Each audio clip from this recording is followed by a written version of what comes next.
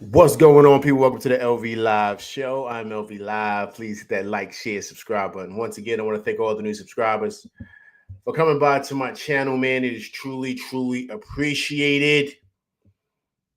LV's been on a little hiatus, man. You know what I mean? Them guys went out, they kind of went out and they enjoyed their summer vacation. I enjoyed my summer vacation too. I was out traveling with the family.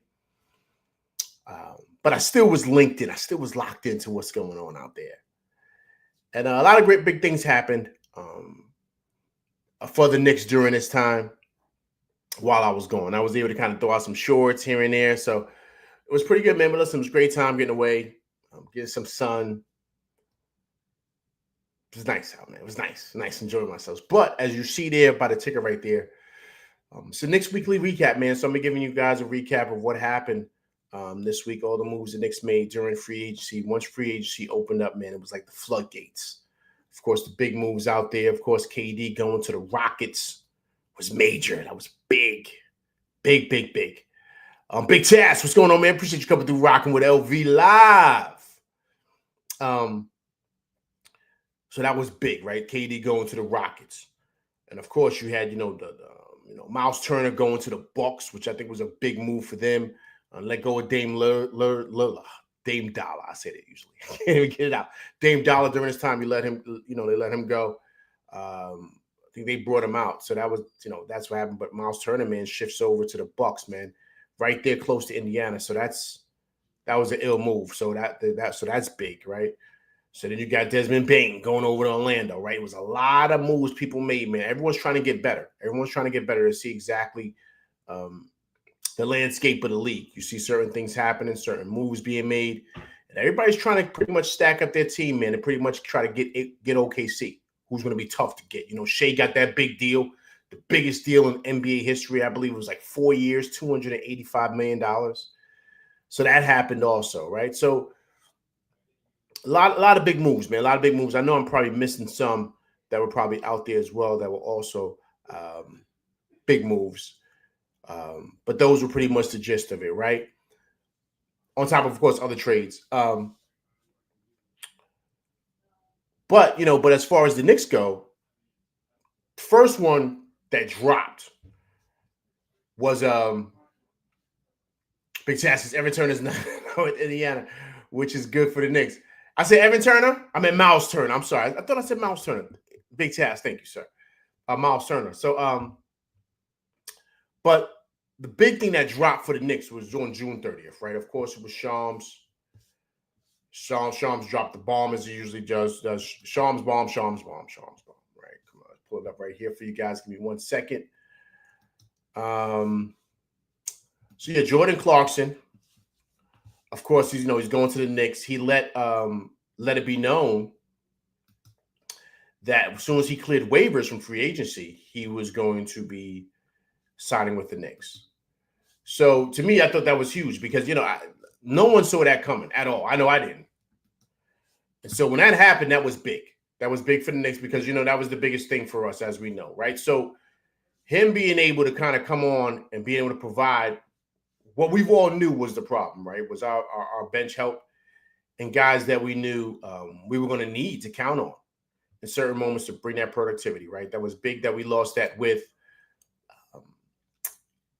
of course, DiVincenzo going over in the cat trade, right? So that was huge. But I think that them making this move, kind of like thieves in the night, snatch up a guy who's really, really good coming off the bench, really, really good numbers.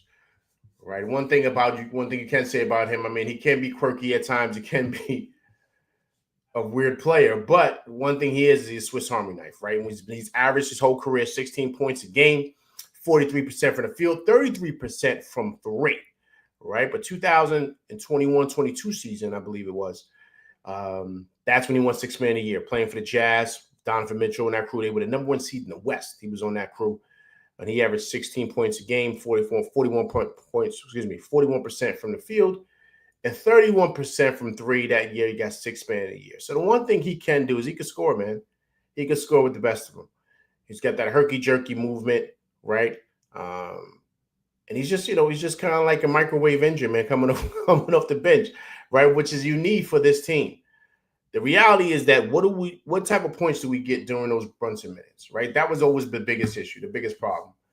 And I think that the Knicks were able to kind of, luckily kind of, get through certain things. But as the season went on, and of course Tibbs shortened his bench and his rotation, all that other stuff, you kind of saw some issues arise. This Grover, what's going on, man? Appreciate you coming through Rock with LV Live. You see this New York Knicks weekly recap show. I've been going, man, been hiatus, man, so I really want to tap in with you guys. So he brings that, man. I mean, he's a really good offensive player coming off the bench, man, and I think that that's key for the Knicks going forward. And I think it's just something that they're going to have to build on now. Is that somebody they keep longer? I don't know. I'm not sure. But for this year coming up, you pair him up with Deuce, and then you have maybe someone like, we've talked about Bridges coming on and kind of being that scoring punch with that second unit. Depending on how they do the two bigs, whether it's Cat and Mitch or they have Mitch coming off the bench, whatever that looks like, that'll be good. But he will be the scoring threat opposite Deuce, right? So now, you have to think about, okay, who could be the ball handler? Who's going to bring the ball up, right? Does Bridges fit into that, right? Facilitating the offense, right? There's Josh Hart. Like, what does that look like? So these are the things that, Mike Brown's going to have to figure out. I'll touch on him in a minute. In regards to these rotations, what does that look like? How does that going forward? One thing about him he can do is he can score. And that's what you need. That's what you need, because you're going to need an offensive punch for those Brunson minutes. Now, are they going to be able to rein him in? Because he can get he can get a little crazy offensively. He can. He kind of could get to the point to where he doesn't see anybody else. He's just going for self, right?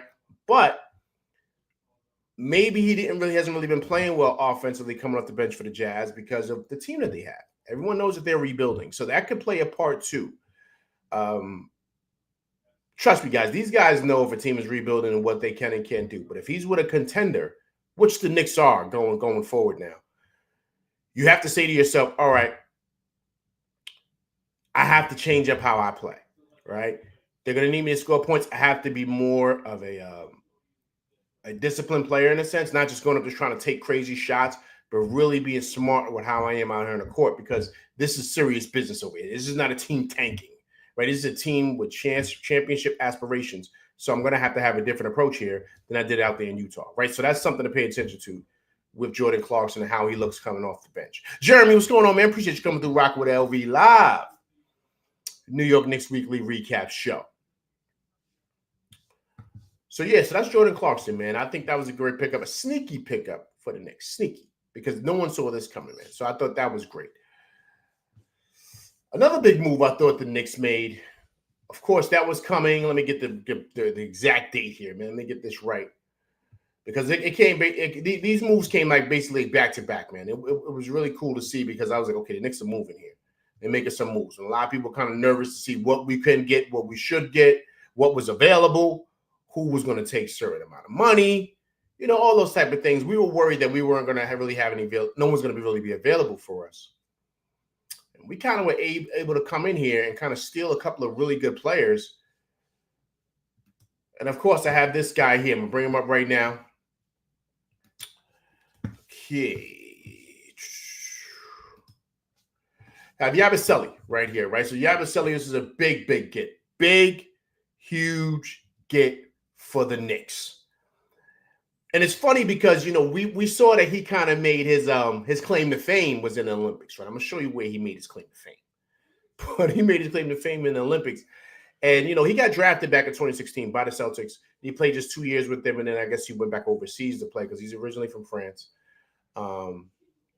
So you wanted to see exactly what does he look like? What is he going to be come back to the league? One thing they said he needed to develop before getting back into the league, where the league would notice him, was he needed to develop that outside shot. And I thought he did that this year. His stats were pretty good this year. I mean, I thought he was solid. He played in 70 games this year, 70. Averaged 11 points coming off the bench. He shot 50% from the field. He shot 38% from three while shooting 4 3-pointers a game. It's 5.6. Let's say 6 rebounds. 6 rebounds a game. But I thought he was solid, man. I thought he was solid for the Sixers, man. And I think most importantly, too, he's a big body, right? 6'8", 265 pounds. He's a load in that Baja, and I think that's huge going forward for the Knicks because they didn't have anything like that. Precious is good, but Precious is inconsistent at times, and that's the biggest thing with him, right? Because he can be good one play, or and then he's like up and down. This guy brings a little bit of solid work there, and with that size, him being able to step out and knock down a three is huge, and that would be great for that second unit. And I'm looking first time when I first saw them make this move, the first thing I thought about was him and Mitch together, because now you have a guy that can bang down there with Mitch and get boards, but he can also step out and hit the three. So it gives Mitch room to operate down there in that Baja, block shots and rebound, but also kick it out to a guy like him that can knock down a three. Then it forces and it brings some bigs out. And then it leaves the lane open for a guy like Clarkson or a guy like Deuce or even a guy like Mikal Bridges to get busy, right? So these are the things that are interchangeable that he can do.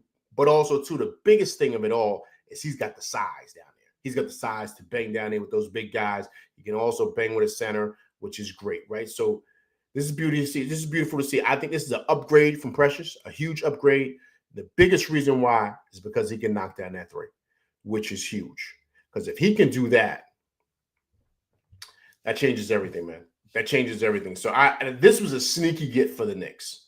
Sneaky get. And as you see right there's a 2-year deal, $12 million, right? So I didn't see this coming at all. I didn't think the Sixers were going to let him walk at all. I did not think that. But I thought that this was big, man. This was big for them to go out there and get a guy like this that can really contribute right now. He's ready right now to come off the bench and give solid minutes.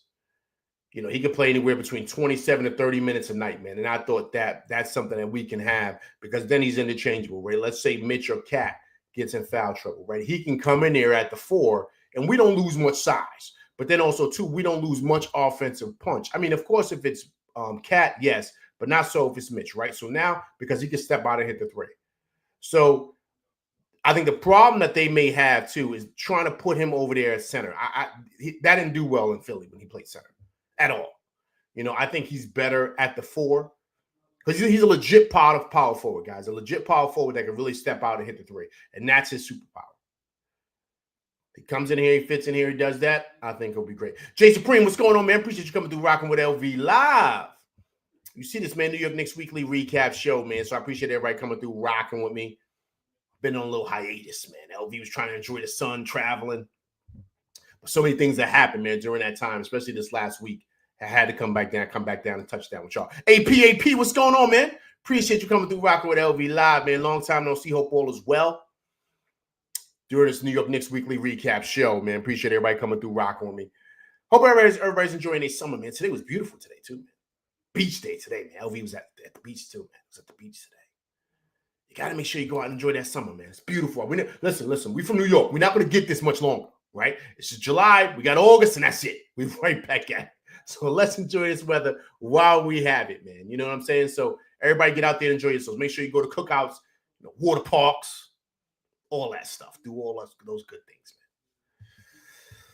But yeah, but like I said, let's show you his Yabusele's claim to fame, right? This was big when he made this move. This was huge. This kind of shook up the world a bit, and everyone wanted to find out who this guy was when this happened in the Olympics, right? So here we go, okay? Let me go back over. Let me make sure I got it all cleared up and everything, queued up, all right? Here we go. So this is what changed everything, right? This is what changed everything. This is what got this guy on the scene here, right? There's Yabusele coming off. Oh, man, he just does it. Filthy to the king. Filthy to the king. And this is kind of like, when everyone kind of started paying attention to this guy when he did that to LeBron. See, you see Gobert back there. You see all those guys back there cheering him on. Let's go back, man. Let's go back. I'm sorry. I don't mean to run it back on the king, man, but you got to do that, man. He's with the Lakers, man. He's not with the Knicks. He's scared over here. Come over here anyway, so whatever with LeBron. But right here, man, this is ill right here, man. Ill. And the way he played the Olympics, man, really kind of helped him get recognition again to where he had an opportunity to come back to the league. Someplace he wanted to come back to, but playing really well in the Olympics. And of course, this move on LeBron was huge. And I think that kind of changed everything, the whole scope for him. And that really helped propel him to where the Sixers signed him. And he was able to come over in the league and play really, really well. And so I thought that was big for him. And I thought that kind of changed everything for his trajectory. And because of how well he played last year for the Sixers, the Knicks were able to kind of give him that deal. And I think that's great, man. I think it's great. Once again, I think it's something of need here. It's of need. It's no like I hope we get it. Maybe this is a need.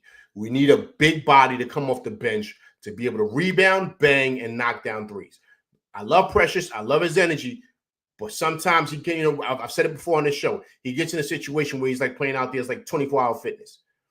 He can't hit a three. Sometimes he does. Sometimes he doesn't. Of course, he has highlight plays and dunks. But, you got to think what you're going to get from him. I think Yabusele gives you the same thing Precious does on a positive end, plus more, which is knocking down that three, which is huge.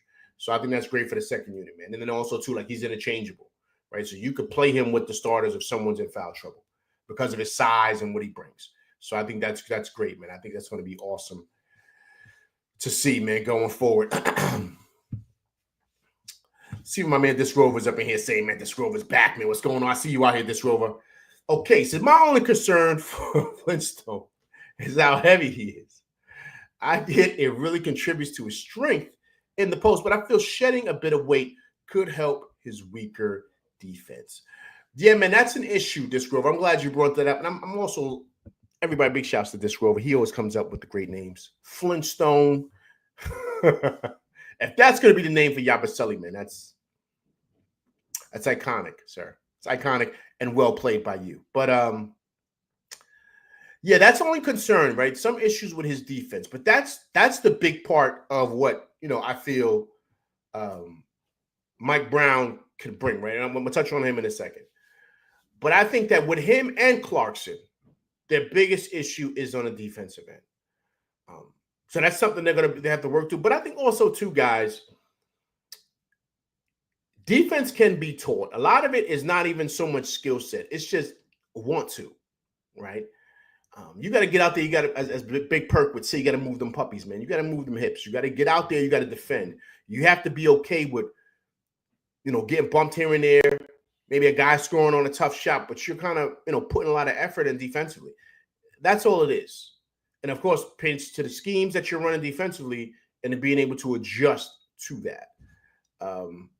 If you can't do that, then it's going to be hard to stay on the court in this league, right? So you have to find ways that you're able to contribute if your shot's not falling. So I think with that, they'll be able to kind of adjust. But also, too, man, winning cures all, man. And so when you're on a winning team and the expectation is this to defend, to knock down shots when you're supposed to, I think that makes a lot of guys step up, man. It makes a lot of guys kind of, buy in to what's going on and what the culture is. I think that's big, man. A lot of times people don't understand the importance of a good locker room, of a good culture. That's really big. And when you saw what was going on over there in Philly, man, that was insane. You saw it. And so I don't know how well Yabusele was like, okay, this is something I want to be part of. He actually mentioned that. I'm going to bring it up in a second. Just Knicks, what's going on, man? Appreciate you coming through rocking with LV live, man, on this New York Knicks weekly recap show. Appreciate you coming through rocking with me and my crew, sir. So that's big, right? So that's big. The culture and all those other things. And if it's a winning culture and it is an expectation here, I think that can really force guys. I'm not going to say force guys. Let me not say that. Motivate guys to want to get better defensively, want to get better offensively, want to play better in a team atmosphere, right? So that leans more into a Jordan Clarkson, right? So because those were his struggles. And that was some things people were concerned about with him coming here. Is he going to be, as we see on the court, is he going to be a nut? Is he just going to be going out there looking for his own shot, just shooting the ball every time he gets it? Or is it going to be a situation to where he says to himself, all right, I'm really going to conform to what it is that we're doing here on the court, right? Because I like the culture here. especially with the way Brunson leads, Josh Hart, Mikal Bridges, that Villanova DNA, all that stuff kind of spills over. There's an expectation here, right? So now you're walking into a locker room where we're going to be looked at as, next to the Cavs. I think we're better than the Cavs, but whatever. But the favorites to come out the East, right? So now there's an expectation when you walk into training camp, this is championship or bust. So that changes a guy. It does. It does. And once again, I have to throw this out there. Anybody that's ever played on a team, I played in high school and college, it changes when you go in that locker room. When there's an expectation yo, man, we're going to be running sprints, come back hard on defense. We don't want nobody loafing because, once again, it's a brotherhood in that locker room. You don't want to let each other down. And so through that changes how a guy may see things. It may, change how you see your teammates, how you see the what's the word I'm looking for? You just see it within the culture, man. You know what I'm saying? And whatever he was dealing with in Utah and whatever was allowed in that locker room is not going to be allowed over here. Not at all. Especially not with a guy like Brunson, especially not with a guy like Josh Hart. He's not going to allow those type of things. And so I think that, believe it or not, you may see a totally different Jordan Clarkson coming through here. Appreciate everybody coming through. Line of Motors, what's going on, man? Appreciate you coming through Rocking with LV Live. Big shout to my man JD Sports Talk, man. What's going on, man? Appreciate you coming through Rocking with LV Live with a big time $5 super chat. JD, salute to you, my man. You're my man. Big bucket yesterday, homeboy. Big bucket yesterday, homeboy. I was big. That was clutch. Big time. Big shouts. I'm going to talk about anybody that wasn't there yesterday. I was at Knicks Twitter Day yesterday, man. So I'm going to touch on that at the end of this. But big shout to my man JD Sports Talk. Everybody over there, he's on that behemoth of a thing over there called Knicks Fan TV, man. They were huge yesterday. Big shouts to him, man. Those guys do big things over there, man. They are, they are the blueprint of this Knicks fan thing, right? So you got to give big shouts to them. So I appreciate him coming out, rocking with me. I appreciate his support. Shout out to your growth. Keep going and continue to focus on quality. What is the only thing you want to see from Mike Brown? The only thing I want to see from Mike Brown, honestly, is how is he able to conform to the team that he has here, JD, right? Because when he was at Sacramento, he had totally different players. So as we know, Sabonis is not Cat. De'Aaron Fox is not Jalen Brunson. So how do you conform those guys to your system? How do you do that, right? How do you get, and I said this on my show before, how do you put a system in there to now unlock Brunson? Because Steve Kerr was able to do that with Steph Curry. Steph Curry was good. But when he got with Steve Kerr, he ascended to superstar status where he was on a different level. Steve Kerr was able to unlock something with Steph Curry. So I want to see, we already know he's got a great defensive background. We know that. But remember, when he was with the Kings, they had the number one offense out there. So how is he going to be able to unlock these guys, to get them to that next level? Because that's what we're going to need, JD. That's what we're going to need if we really want to beat OKC. Those guys got to be unlocked. And I'm speaking of in all aspects, right? Especially for Brunson. His ascension is huge for what it is. Everything is all on him, just like everything was all on Steph Curry.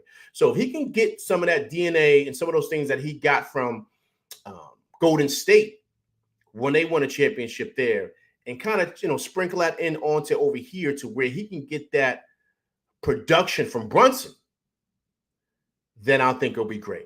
Then I think it'll be fabulous. But that's what I want to see, what he does. Big shouts to JD, man. Everybody, I'm sure everyone has, but if you haven't subscribed to Knicks Fan TV, you guys got to go subscribe to those cats, man. Those guys are doing big, big things over there, man. So big shouts to JD, man. Appreciate him coming through, rocking with me today, man. Okay, let me get through here. See who else is in here, man. Everyone coming through, rocking it, man. Paris Duggar, man. What's going on, man? Appreciate you coming through, rocking with LV Live, man. Hope all is well with you, man, on this New York Knicks weekly recap show.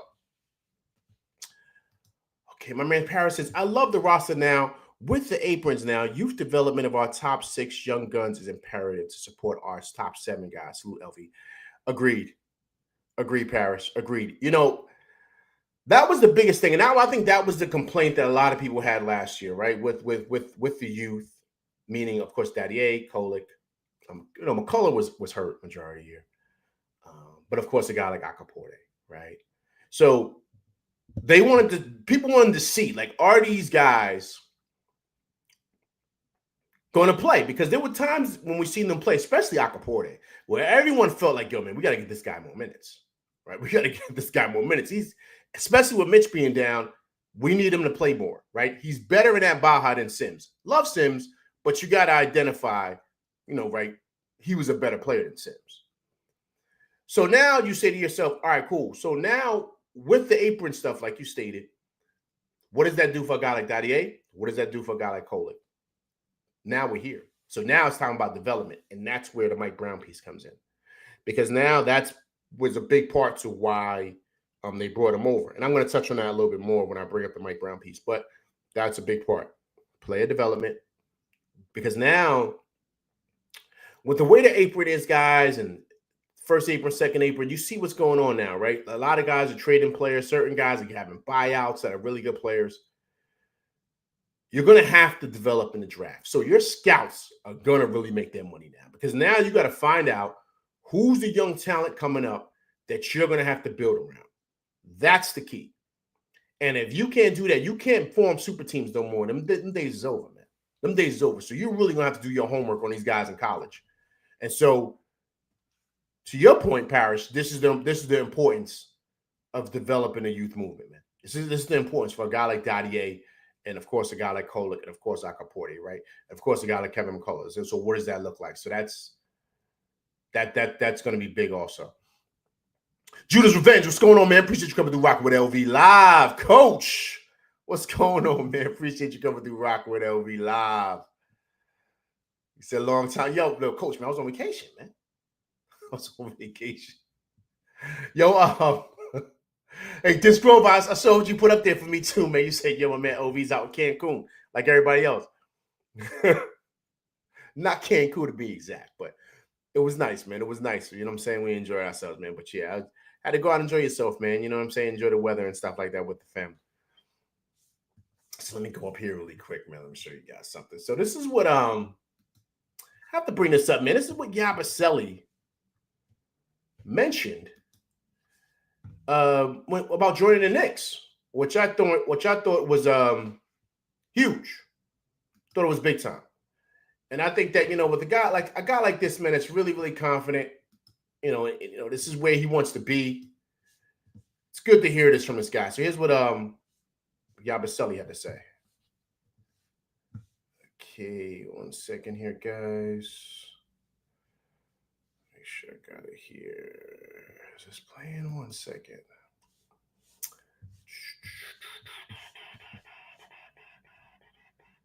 Give me 1 second here, guys.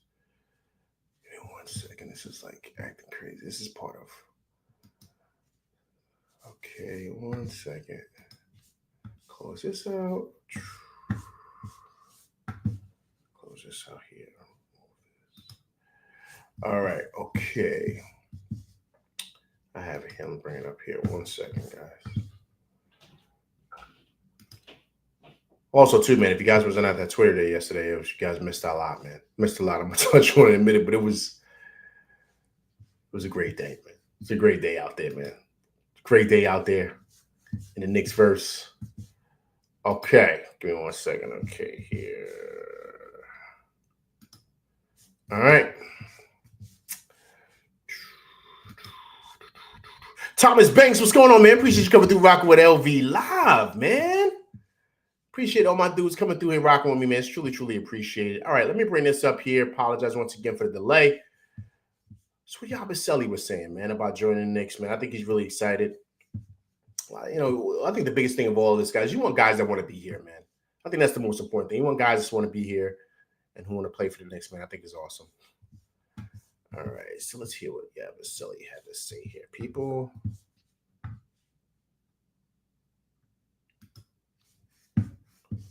All right, here we go. I think the Knicks was a great decision because I feel like their team, it really matched my DNA, I would say, to fight, to play hard, to be the kind of like the underdogs, to go and fight every night, What I like about the team is what they did also this season, It's a couple of teams that we play against, and I was looking at them, like, oh my God, this team played good together. Like they're a good team. I can tell like it's a good group of guys. There's no bad guys. There's no problems. And I was looking at, oh my God, this could be like a good chance and opportunity to play there. And it's New York, of course. It's a big history franchise. With everything that they had. So to be able to be part of this was amazing. And I really think in their system, I can be really helpful. So he said a lot there. He said a lot there, right? I want to kind of go back here because what he said there, which I thought was great. David Smith, what's going on, man? Appreciate you coming through Rock with LV Live. Also, too, let's reset the room. Listen, everybody, if you're coming through Rock with me, I truly appreciate it. Please make sure you hit that like button for your boy. Please, I truly appreciate everybody coming through Rock with me on this New York Knicks Weekly Recap Show. So one thing he said, which I thought was spot on, right,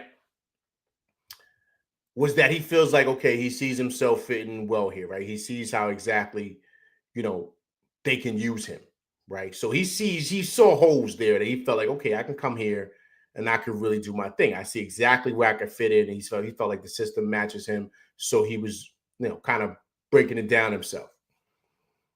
But I think the funny thing here is he said he was watching the team as he's on the sideline and he said to himself, yo, man, I like that team. I like how they play. So he's probably in his head already scheming on his way to get out of there, out of that dumpster fire that was Philly, right? So he's already trying to figure out what team do I look good on? What team works well for me? He probably tried to figure that out because he saw what was going over there with them. Embiid nonsense, Paul George, just a whole bunch of fiascos, right? Going on with Nick Nurse. So was complaining, crying every time he turned around, right? So he probably said, yo, I'm trying to get up out of here, right? And he probably said to himself, that's the place that I want to go. That's the place that I want to go. So he saw exactly how we was moving out there. He saw exactly how we looked. And he said, okay, this is the team I want to go to. I want to leave these dudes alone. And Embiid is always playing on one leg. Poor George is a shell of himself. Maxey wants to take 80,000 shots at 100 miles per hour. Let me get up out of here where it seems a little bit more stable over there in the Garden. I mean, I didn't say it. He said it, right? So you got to pay attention to that. And that's basically what he did. And that's the beauty of playing as well as you do as a team and all the things that come together with it. That's the beauty of it. Because now you say to yourself, okay, does this attract free agents? And it does. Now, the whole thing about the tip stuff, right? Free agents may look at it like, yo, he don't play his bench, whatever. And people may feel like, okay, why should I go over there? Because he doesn't play his bench. He just plays his starters, 80,000 minutes. So I'm not going to get no burn. So why would I go over there? That just changed. This guy said, yo, I don't care if I sit on the bench. I don't care what goes on. I'm trying to get out of this dumpster fire. Let me get to the Garden because these dudes are a joke. That's the truth. I didn't say it. He did. Well, not really. He didn't say that. But we know. I'm paraphrasing here.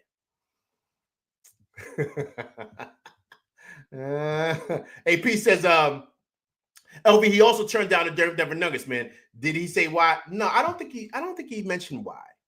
But I think AP, man, I think a lot of people want to play for a big market, man. I think he saw what was going on over here, right? And so, he's from France, man. And I don't know if he's from Paris or wherever, or a smaller town in France. I'm not sure. But if you come from a big city, if he is from Paris or somewhere close, you want to go to someplace that's similar to that.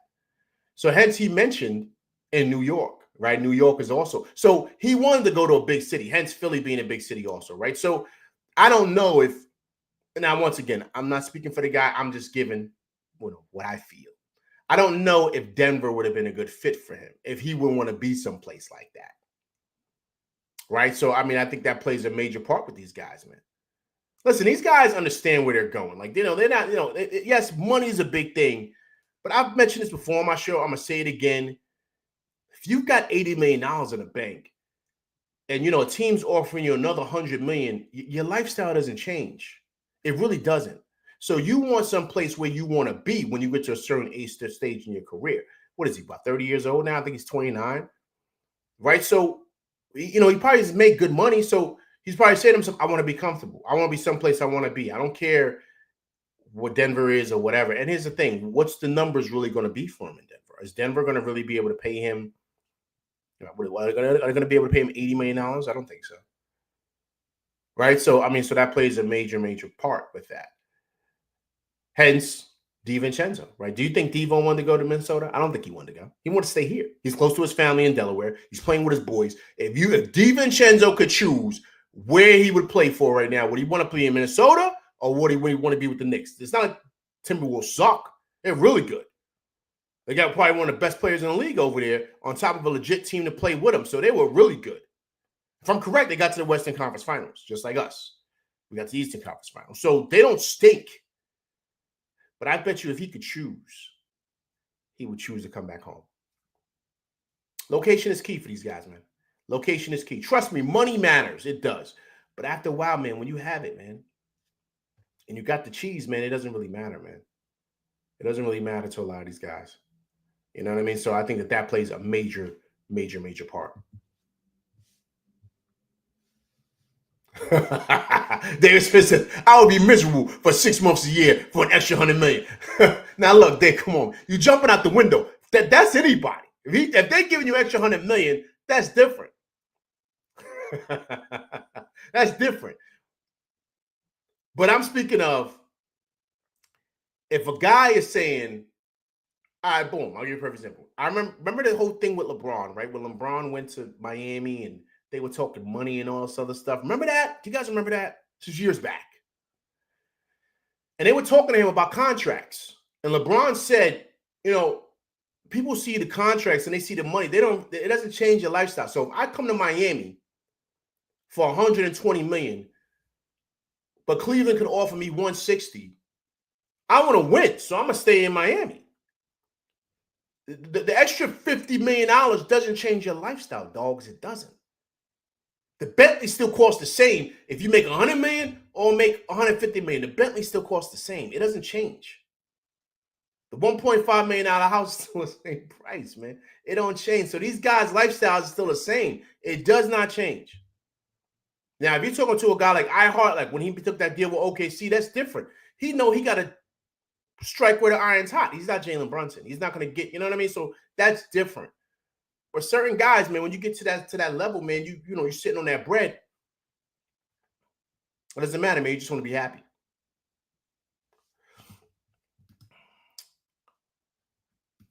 Go, Coach. Coach says, I think it's very calculated and smart for them to keep bringing in familiar players.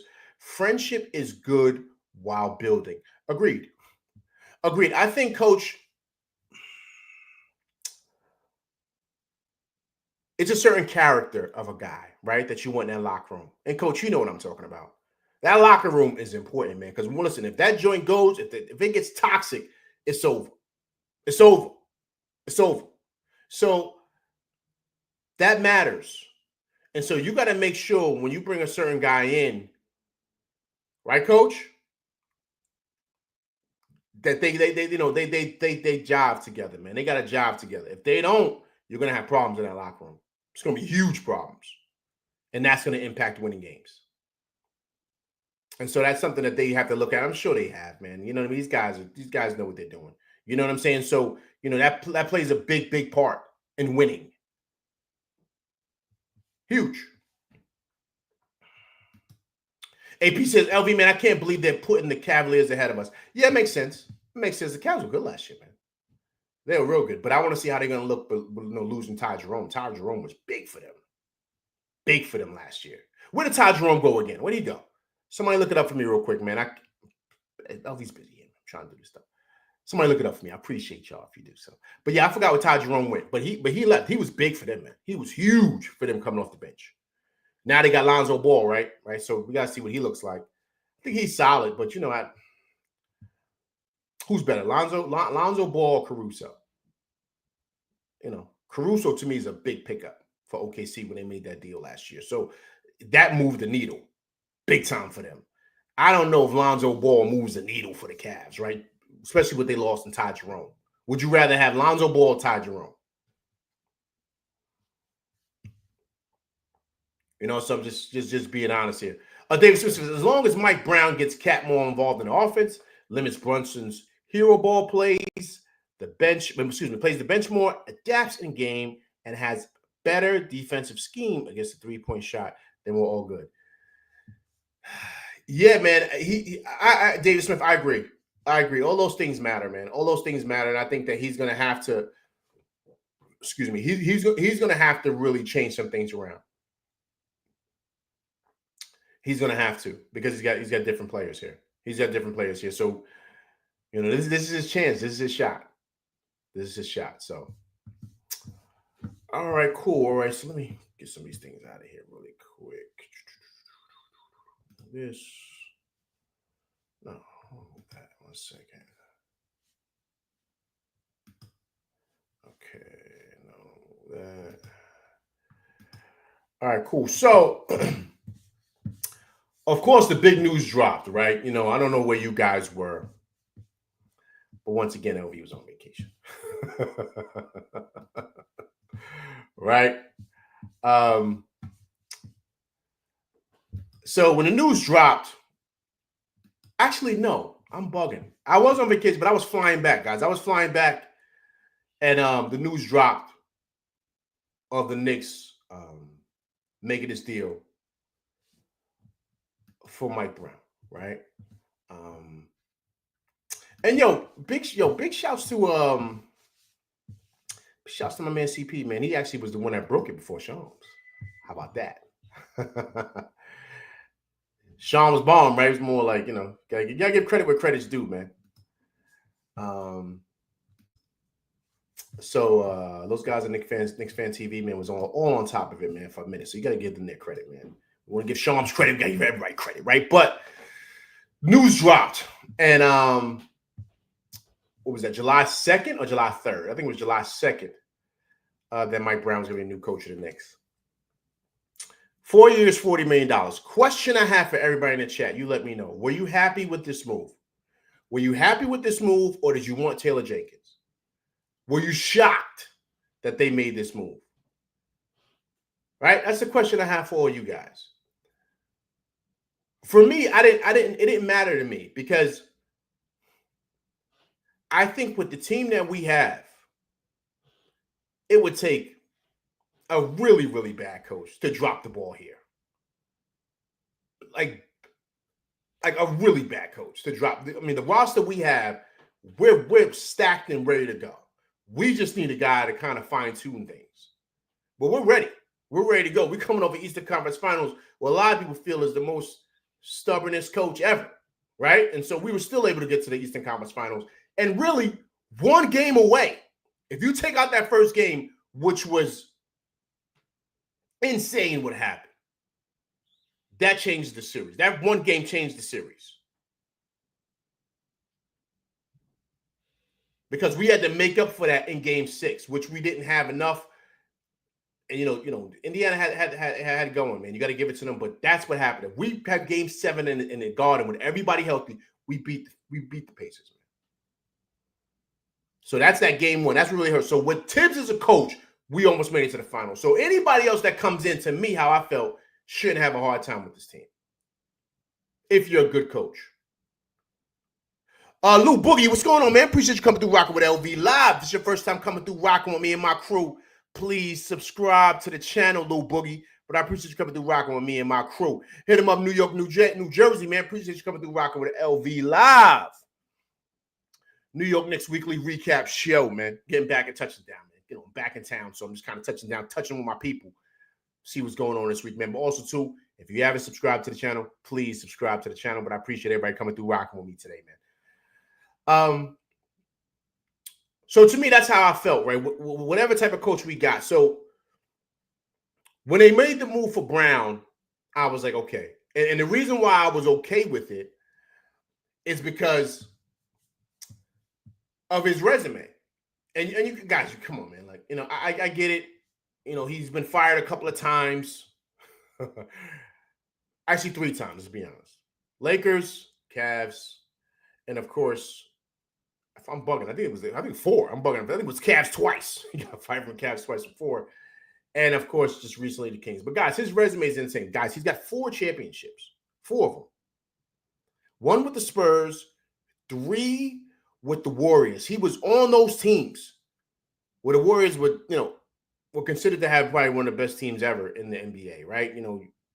I kind of put them up against those Bulls teams or whatever other great teams, those 01 Lakers, whatever other teams you think of.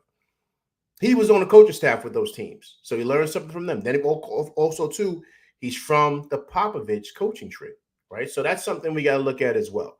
So he's learning from both coaches, from Steve Kerr and Popovich, right? So that's a great blueprint from him. He also won Coach of the Year, 2009, right? He also led the Cavs to the finals in 2007, right? So this guy, his resume is pretty legit. And then also, too, guys, he took the Kings to the playoffs after 16-year hiatus for them. Last time they were really good, of course, when Chris Webber and the crew was over there. But I'm just saying, his resume is insane. You got to give him that. And of course, as you guys know, we all want to get respected for the things that we do, our resumes and all that stuff. I'm sure when you guys go for job interviews and all that stuff, you want to say, yo, man, look what I've done. So I should get the job, right? So this is what he is. And his resume is way better than Taylor Jenkins, man. It just is. And of course, fan favorite I am also too, of Johnny Bryant. His resume is way better than Johnny Bryant. So you got to say to yourself, okay, what type of guy do I want leading this team that's ready to go? Ready to go. Like he's this team is ready to go, and he's got the resume to lead these guys based on his resume. Mike Lowe, what's going on, man? Appreciate you coming through rocking with LV Live. Listen, man, if you haven't subscribed to the channel, please subscribe to the channel, Mike Lowe, man. But I appreciate you coming through rocking with me and my crew on this New York Knicks weekly recap show. So to me, that's big, right? You know what I mean? What does that resume look like? And then also, too, I think, and just hearing reports, I think a big part to why they hired him was the fact that just the chemistry and what they felt that they can kind of deal with the front office, meaning in regards to him. That's what the reports out there were. Tibbs wasn't doing that, right? That's Tibbs' big issue here. He wasn't doing that. So there were issues, obviously, of course, with the player meetings and all that other stuff that came out of just them, the Tibbs and the front office just not being on the same page as far as, developing young talent. And of course, certain things that they wanted Tibbs to do, he didn't do. And whether that be with young players development, scheme, of course, managing guys' minutes. I'm just saying all these things that were out there, Tibbs kind of, went to the beat of his own drum. And you can't do that when you're trying to win a championship and you're trying to be, in close, how can I say, in close rhythm, I'll say that, with the front office. You guys got to be equally yoked, man. You have to be. And that didn't happen. With this guy, they feel like they can do that. And then also a big thing that I heard was out there, big reports, was that he seems to lean more into his assistant coaches, right? He's able to kind of build trust with those guys that are running the offense, guys that are running the defense, guys that are kind of, feels like, okay, maybe we should substitute our Capote there. Just kind of listening to those guys a little bit more. Tibbs didn't do that. The reports are is that Tibbs basically did his own thing.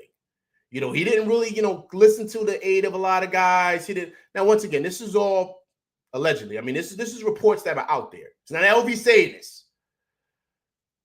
But this is what was kind of going on out there. And I think,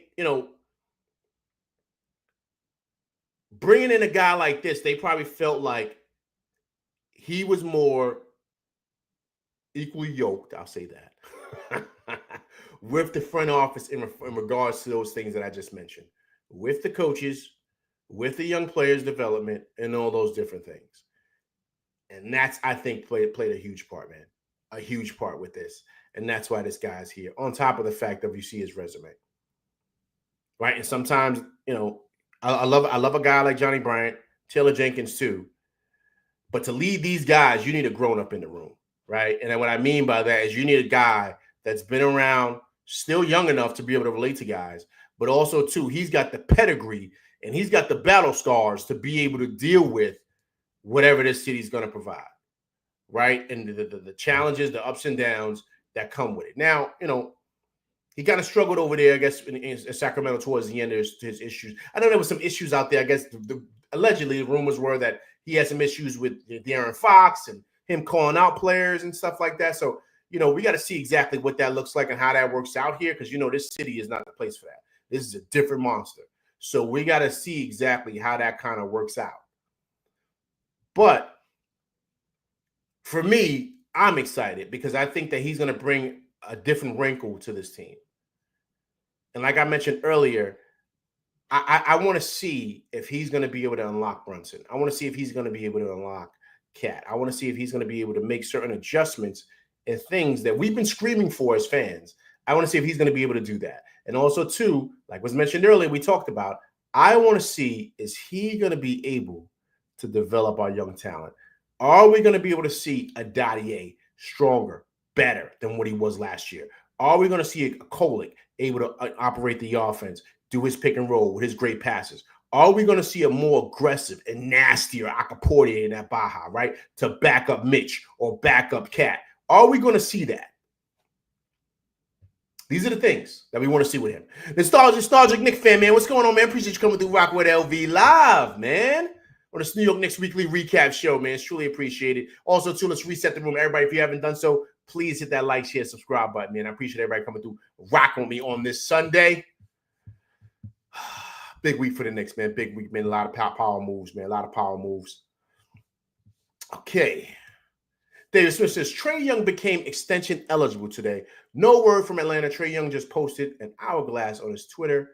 Does that symbolize time is running out for the Hawks to sign him? That's big, man. That's big, David. They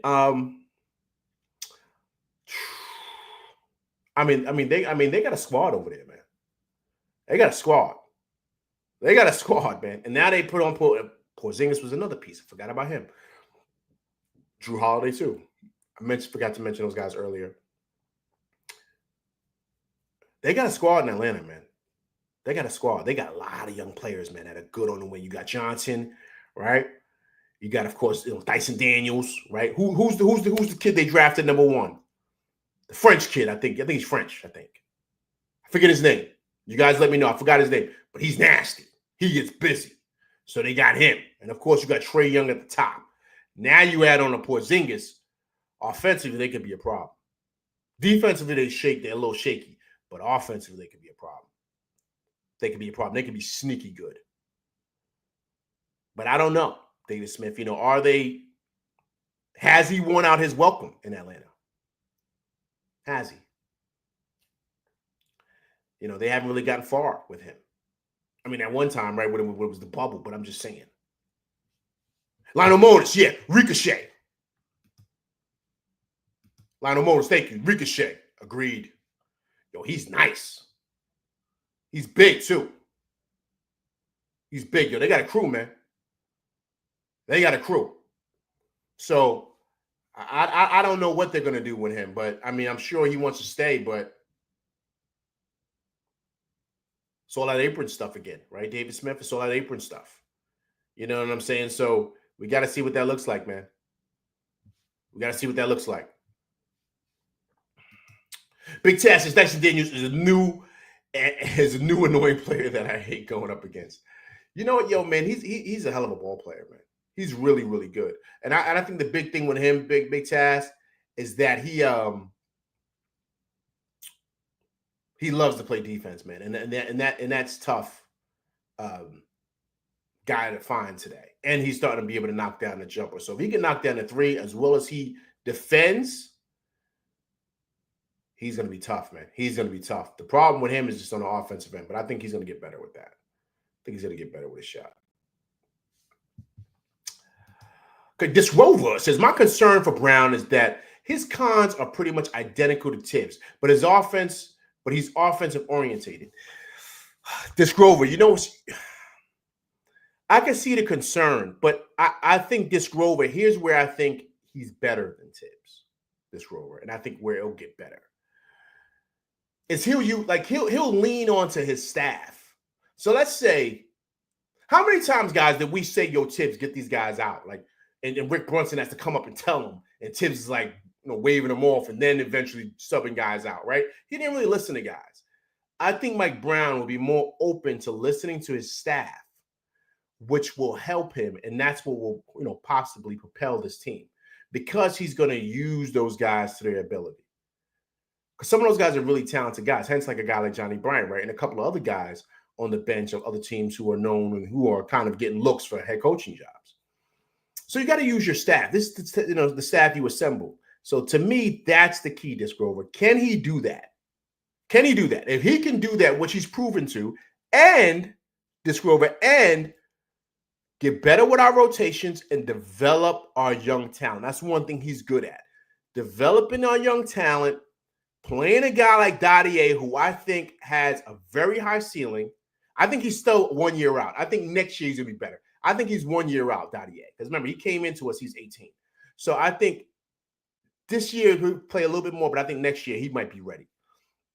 But playing a guy like that and seeing Dadier's ascension will be big. But that's all going to come from this guy's development, which, has been a big staple from him that people have been saying is, big for him. So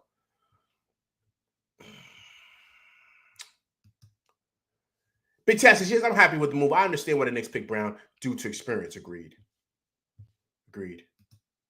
This Rover says, I wanted Johnny Bryant, man, with coaches like Jenkins and Brown as assistants. I don't know, man. I don't know. It's just Disc Rover, man. I don't know. All right, Disc Rover. Let me say this. We're ready to win now. Now. Like, it ain't like we got a couple of years to develop. No, we're ready now. So you got to get a guy in here who's been to the finals with a team. Tibbs has never done that. He's taken the teams to the finals. And this team is probably better than that team that LeBron took to the finals of 2007. Right? So you got to say to yourself, okay, cool. We're ready to win now. We need a grown-up here who's done this and been through the wars. He was there with the Spurs with Popovich. 3 years with the Warriors. You're going to need that to come in here and kind of sprinkle that experience on top of this situation, which is probably for him going to be his best opportunity to win a championship. Especially with the way the East is. The East is wide open with us being at the top of the food chain. So this is his chance. To me, this is his chance to win it. Okay. AP says Brown has as much motivation as anyone. It will be his first championship as a coach as well. Agreed. I just said that. Agreed. Lou Boogie says James Borrego, right, had a bad Charlotte team, win 39 of 43 wins, 2 years in a row, a lot with less. Yeah, man, he's good. I like him. Where's he at right now? James Borrego. I forget, but I know exactly who he is. I just don't know where he's at right now. Let me see right now.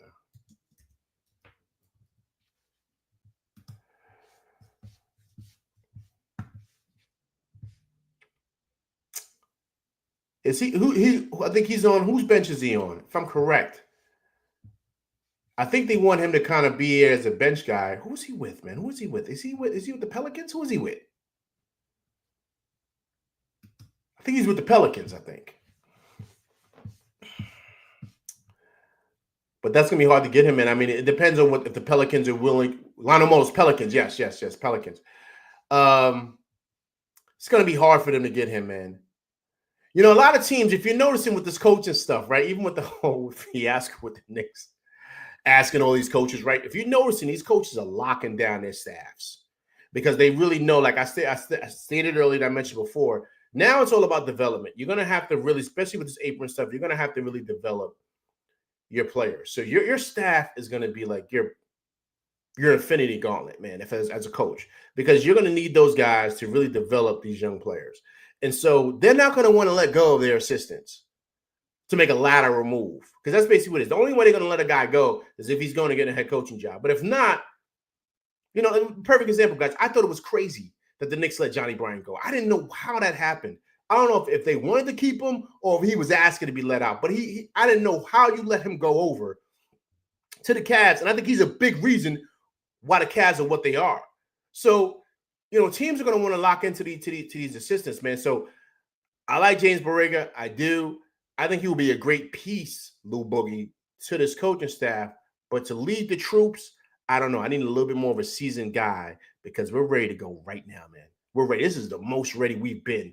I'm speaking going back to those Ewing teams. That was my era. I'm giving my age right now. But that's what I remember.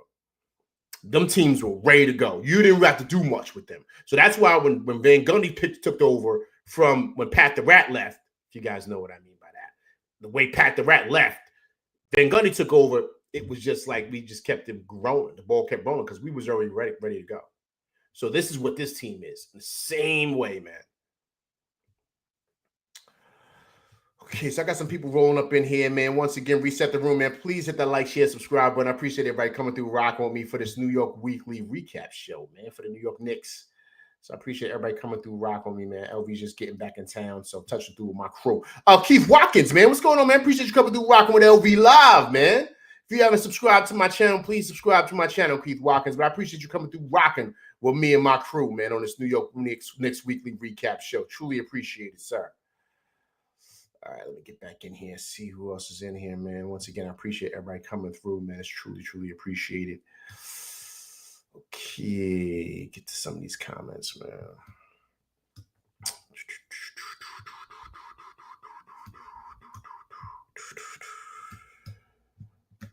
Who's this here? Shanice Duncan. I appreciate you coming through, rocking with LV Live. If you haven't subscribed to the channel, please subscribe to the channel. But I appreciate you coming through, rocking with me. It's truly appreciated. Okay, so let me get to some of these comments. A lot of people.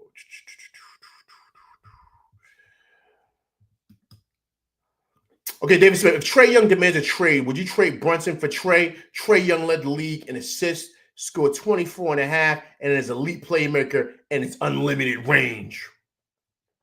No. There's no way I would trade the captain for him, man. No way. No way. Is there anybody in this league, anybody, that can handle what this city is better than Brunson? He's got like Derek Jeter-esque juice, man. It doesn't faze him. When we're up and when we're down, it doesn't faze him. He's the same player. Did you ever hear what Derek Jeter said? When they asked him, he said, yo, man, how is it you're able to play so well in the playoffs? He said, yo, man, he said, I take the same approach I take towards opening day. He said, the game is the same. The game doesn't change. He said, so when I go up to bat, I take the same approach I took in game one as I do in game one of the World Series. So opening day is the same approach. I don't change. That's the captain. That's what he does on a different level. And I don't know if Trae Young could come here and do that. On top of, I think Brunson's a way better player, but whatever. That's a different conversation for a different day. But I think this city chews up Trae Young and spits him out. And I think he folds up like a cheap suit in the city. Being honest with you. This is no place for the weak, man. This is no place for the weak. Guys, you know what I mean? Listen. Look at Randall. Okay, we'll say that. Look at Randall. He was folding up, man. He was folding up. The only thing that changed everything for Randall was when Brunson came. When Brunson came, that saved Randall big time because he was on his way out. And it just so happens when we found the deal to make the move, what they've been wanting to do for the longest to get Cat over here, they did it with no problem. This city is no joke, man. No joke. I doubt Trae Young is able to handle it at all. At all. But Brunson's a different monster, man. A different monster. I was watching highlights the other day, man. I don't know where it was at. I was watching highlights the other day of him. I think it was on Twitter, I think. And you forget the playoff run that he had, man. That game four against the Celtics, when Tatum got hurt, when him and Brunson was going back and forth, was the game right there. That was Brunson. And that's why he's here in the city. 39-12. I forgot. I said, I forgot about what he did then. And that put us up 3-1. When that did it, we knew we were going to Eastern Conference Finals. I had a feeling we were going to lose in Boston. They weren't going to let them lose, but we blew their doors off in Game 6. But that Game 4, because the game was already won when Tatum got hurt, but Brunson was cooking. 39-12 in the guard. Almost had a 40-piece. Nah.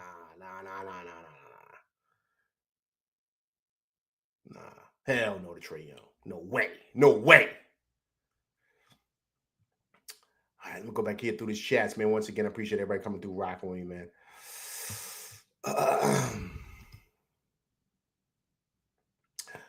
Okay, Lionel Monis. Check this out, everybody. He said, I need a response from my chat.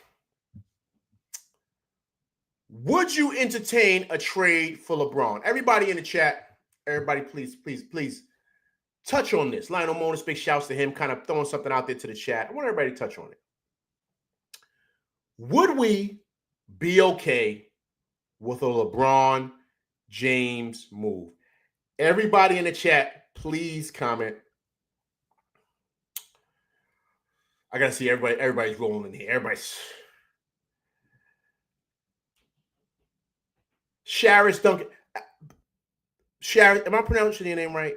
I don't want to say it wrong. I don't want to butcher your name, man. I'm not great with that. Sharis, is that how you pronounce it? Sharis Duncan. Just want to make sure. Okay. Styles Nick says yes. David Smith says go. He wants to go over here.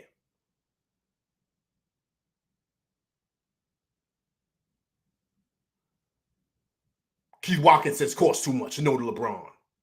Disc Rover was coming through with the heat. Says no. Another word before that, but you know. Disc Rover doesn't follow the rules. He doesn't keep it G-rated. I try to talk to him, but you know. Disc Rover, you know, I let him rock. AP says we got to say LeBron at 40 now. Yeah, right?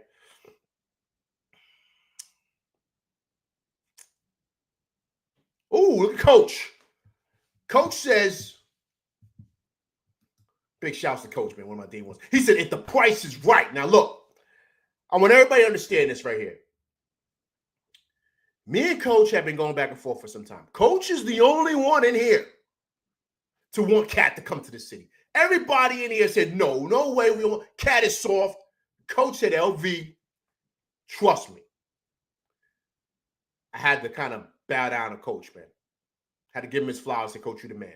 Because I said on the show thousands of times, I always got to remind Coach, because I destroyed Coach on here so many times about the Cat and Randall comparison. That's why I always let him know. He saw it from deep. He said, yo, Cat is the one.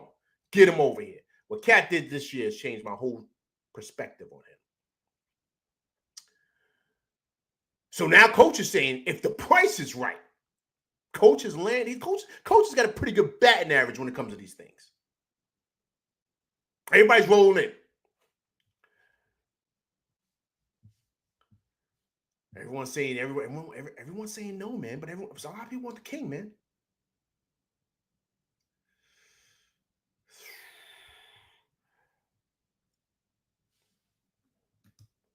AP says, LV, what does LeBron give us that we don't get now?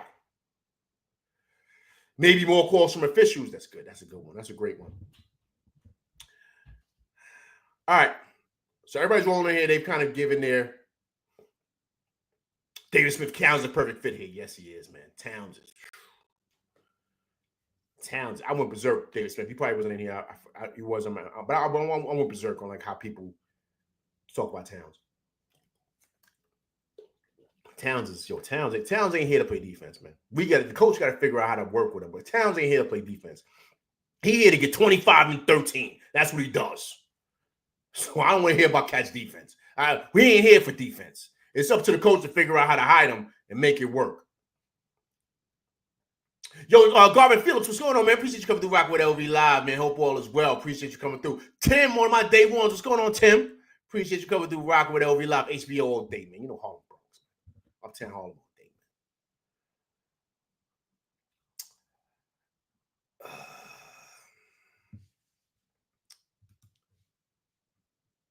This Rover giving you love, Tim. Lou Boogie says, okay, so all right, okay. All right, so everybody's rolling in with this whole LeBron stuff. All right, LB's going to give his take. No way to the king. And I love LeBron. I love him. I don't think he's the GOAT. Everybody relax on that. How long was LeBron with the Cavs? Well, I'm just wondering, how long was LeBron with the Cavs? 11 years? 11 years ago, 1 ring. Jordan was 11 years with the Bulls, got 6. 2 back-to-back three-peats. Stop. If I play 80 years in the league, of course I'm going to have more numbers than Kareem. Stop. Let's chill out. I like LeBron, but whatever. That's a different conversation. That's a different debate over here on LB Live show than another day. But we'll talk about that. No to LeBron. And the reason why is because if he was coming here by himself and we don't have to move anything, we just got to maybe work out some money or something like that, then all right, yeah, cool. But I'm not giving up my young wings for him at 40 years old.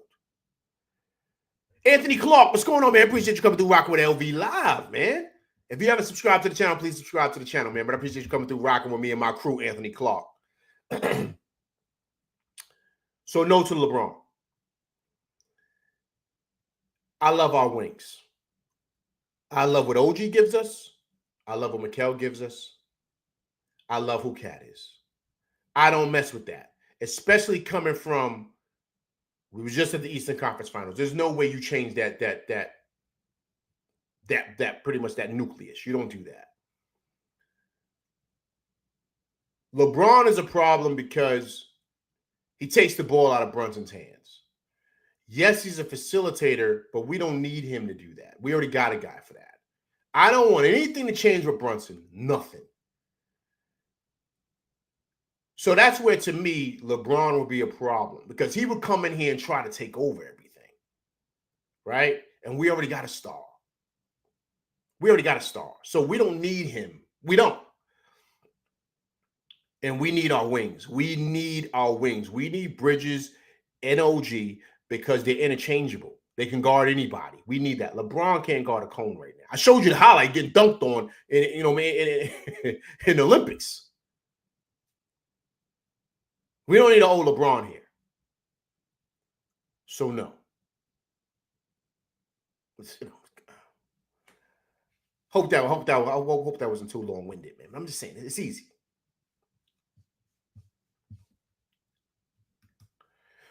Coach says that's not the problem. Brunson dealt with that with Luka already.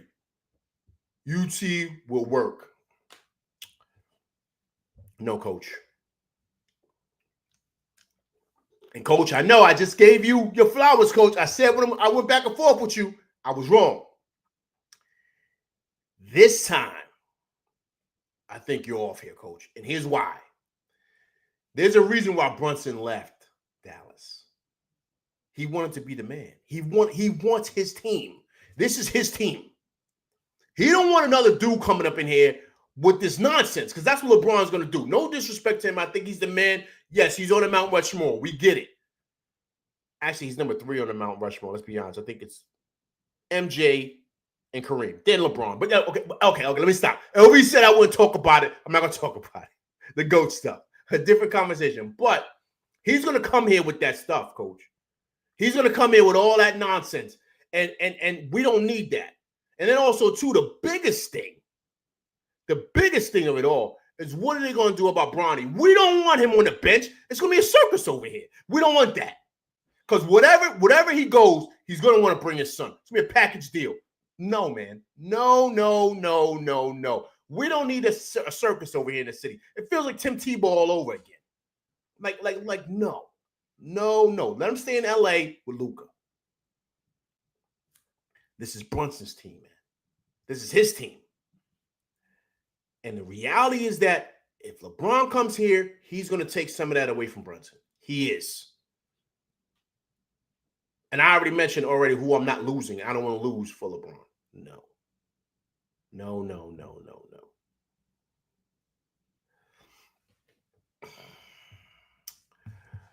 Okay. Garvin Phillips says, great show, man. I think we can win with LeBron, but I'm not moving any players for him. Listen, Garvin, that's all I'm saying. Yeah, we can win with him. Yeah, of course. He's a great team player, all that stuff. But Garvin, there's no way I'm moving anybody for him. No, if he wants to come here at a discount, cool. Is he going to do that? No. And also, too, Garvin, there's got to be parameters put in place. You can't bring your son. Like, I always shut that down. Like, yo, nah, he's not coming. With that, LeBron's not going to want to come. He's not. He's gonna be on some stuff like I'm bringing Bronny or else. Like, no. Stay in LA, man. It's okay. We're good over here.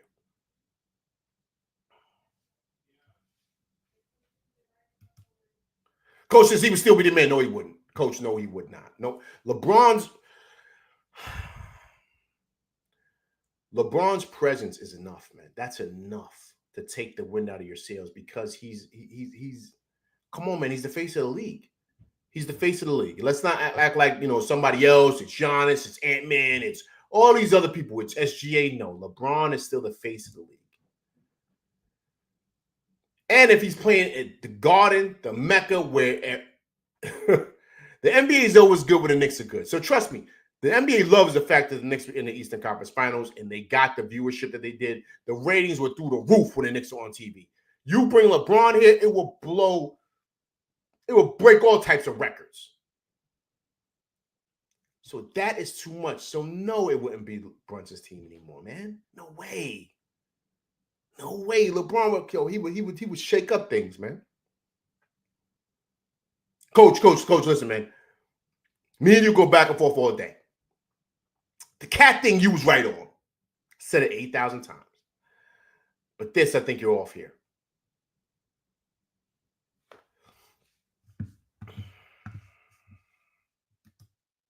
David Smith says, does LeBron like Dolan? Nah, I don't think it's a LeBron thing, David Smith. I think, and once again, I could be wrong, but I remember hearing reports that there was it wasn't a Dolan thing. It was like a Leon and Rich Paul thing, Clutch Sports.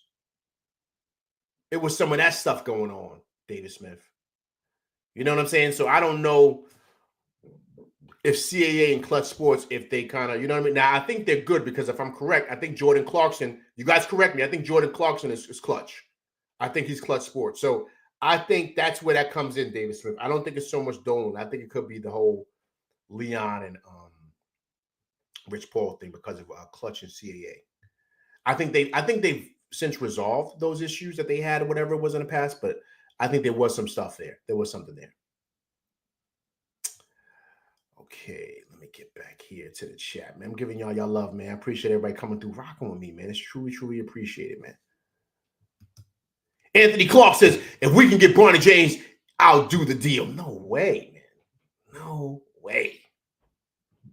No way. No way.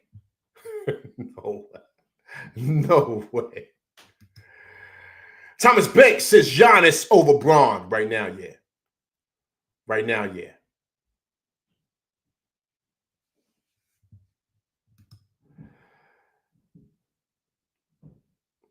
Sharis Duncan.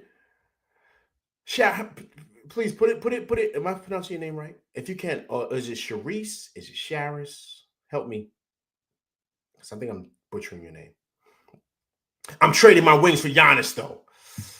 Oh, man. That's a tough one. Because I can't even sit here and say you're wrong. Giannis is a problem, man. Giannis is... The problem with Giannis, Duncan, is this.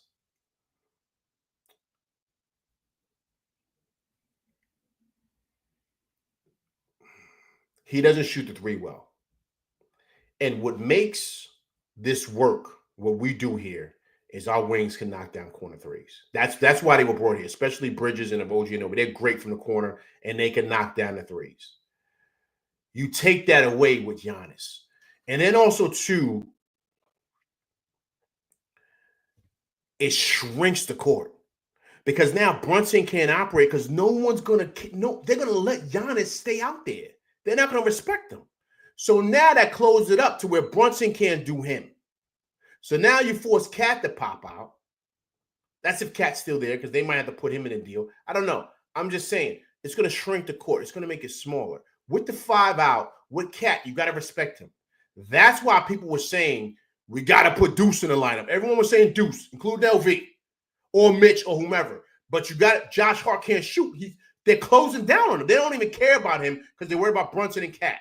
So now when you get a shooter out there, it opens up everything. So that's why, to me, I'm a little shaken by that. I'm a little, you know what I mean? I'm kind of torn. Because Giannis is a problem, man. Giannis is no joke. But does it fit what we're building here? Does it fit? Right? I'm just being honest. Does it fit what it is that we're doing? Does it fit? If you bring Giannis over here.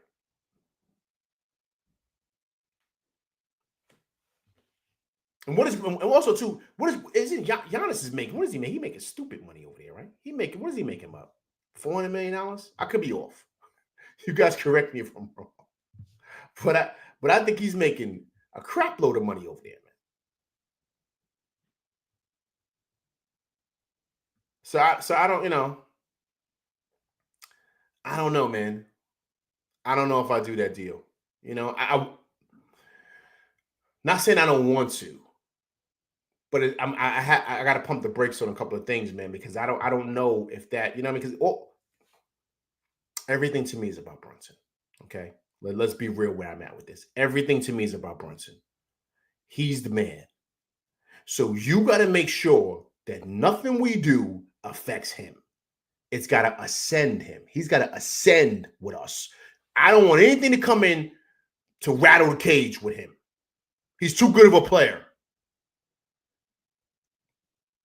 We want things to turn Brunson into, ready? Super Saiyan Brunson. We want Super Saiyan. We want him to take his power to the next level. That's what we want. Anybody from my Dragon Ball Z people out there, that's what we want out of him. Super Saiyan Brunson. Can Coach Brown unlock that? Like Kerr did for Curry. Can he do that? Because then if he does that for Brunson with this squad and you add on another bench pieces and you kind of develop the young talent, yo, man, we might be speaking a couple of championships here. You know what I'm saying? I'm not saying 2 in a row. But I can see one. We lose one year, then another one. We could run off maybe 2 in the next 3-4 years. If Brunson becomes what I think he can become with this team. But it takes the right mastermind to come in here and do that. And that's what we're hoping Mike Brown could do. Tim says, Brown is going to bring out the best in his team. Everybody's game is going to elevate. He knows what it takes to get a team to the finals. He did it with the Cavs. And this team is better than that Cavs team. Agreed, Tim. Agreed. That's what I said earlier. Agreed. Yeah, I like Brown, man. I like him. I think he's a grown up in the room.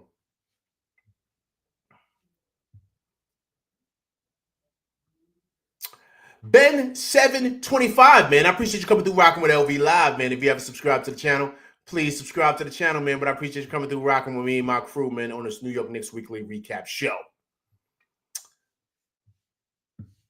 Okay, so I see a lot of people see the rest can. See, look at El Boogie. Giannis makes $54 million and $58 next year. No, man. See, that's too much money, man. Big shouts to Lil Boogie on this. That's too much bread. Cat's making $60 million. Nah, man. We got to give up too much for him, man. No. Not at all. Nah, man. I can't do it. I can't do it, man. I can't. And this is that apron stuff. You're shaky now when it comes to the paper because yo, that's a lot of bread. So now it's like, how do I get better with my bench? That was a big issue last year. So now you got 2 max dudes. You got him and Cat in here making $60 million. What does that do to everybody else, man? Can't do it, man. Gravity, what's going on, man? Appreciate you coming through rocking with LV Live, man. One of my day ones. Gravity, what's going on, man? Appreciate you coming through rocking with me, man. Truly appreciate it. Let's reset the room. Everybody, please, if you're coming through rocking with me, please hit that like, share, subscribe button, man. Hit that like button for me. It's coming through just kind of chopping it up, man. New York Knicks weekly recap, man. A lot of good things happen this week. A lot of good things, man. I think the Knicks are in a good space right here. Okay.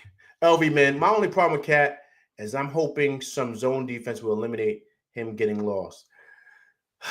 Yeah, man. That's something that can be implemented. It's just scheme. I mean, remember that's why. All right, Okay, let's backtrack. Cat has limitations. Defense is one of them. But that's why it's up to the coach to really implement something to hide him. That's why Minnesota went over and got Rudy Gobert. We know that. We have a Rudy Gobert type of guy here, Mitch Robinson. We saw what it looked like in the playoffs. They look great together. But they didn't play a lot together, of course, because of Mitch's injury. But a big part of that, too, a lot of people felt was Tibbs didn't play them enough together during that time that Mitch came back. Like, you should have used them a little bit more to figure out what works. And so I think that's what you got to do with a guy like him. Cat is too talented of a player to keep on the bench or to not. No. He's got to play. And then that's why the coach is getting paid, well, Mike Brown, $40 million over 4 years to figure this out. He's too good of a player, man. He's too good of a player. You got to figure it out. I don't care how bad his defense is. Brunson is terrible defensively. Terrible. But is anybody out there talking about Brunson? No, man. No way. No. You see me barking on here about, yo, I don't want to trade Brunson. No way. And he's terrible defensively. Terrible. But he's so good offensively that you forget about the defensive issues. You forget about that. And the same thing with Cat. When he hit that step back in Detroit, was anybody complaining about him defensively? That step back. Brunson's was nasty. But that one was just as nasty to me because he's 7 feet. He did a Curry step back. And it was like 2 feet behind the line. Brunson had to follow through to his joint. This cat, no pun intended, he took it from like 2 feet behind the line and banged it like water. That's our 7-footer doing that, man. He does things that you can't coach. And big shout outs to coach on that. Because he's the one that mentioned we got to get this guy here. And that's the reason why.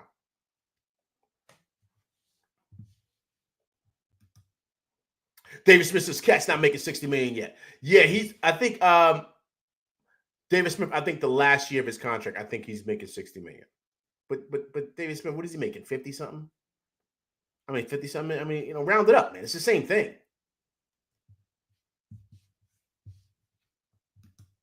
Big Task said mean work with that step back. Yo, that was nasty, Big Task.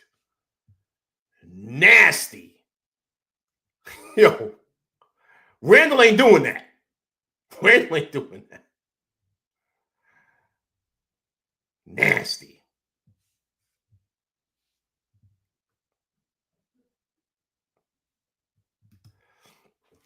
David Smith says, I don't think Brunson and Giannis can work together, man. Both two. Yeah, man, that wouldn't work. That wouldn't work. Because David Smith, you know why it wouldn't work? Because Giannis can't hit the three. And his game is strictly downhill. Like, that's where he dominates. You know what I'm saying? Because he's basically 7 feet, but he's as agile as a cat, right? So that's where that would be a problem. You know who would work? Brunson and Kevin Durant. That would work. Because Brunson can hit the three. I mean, Kevin Durant can hit the three. That would work. Better than Giannis and Brunson.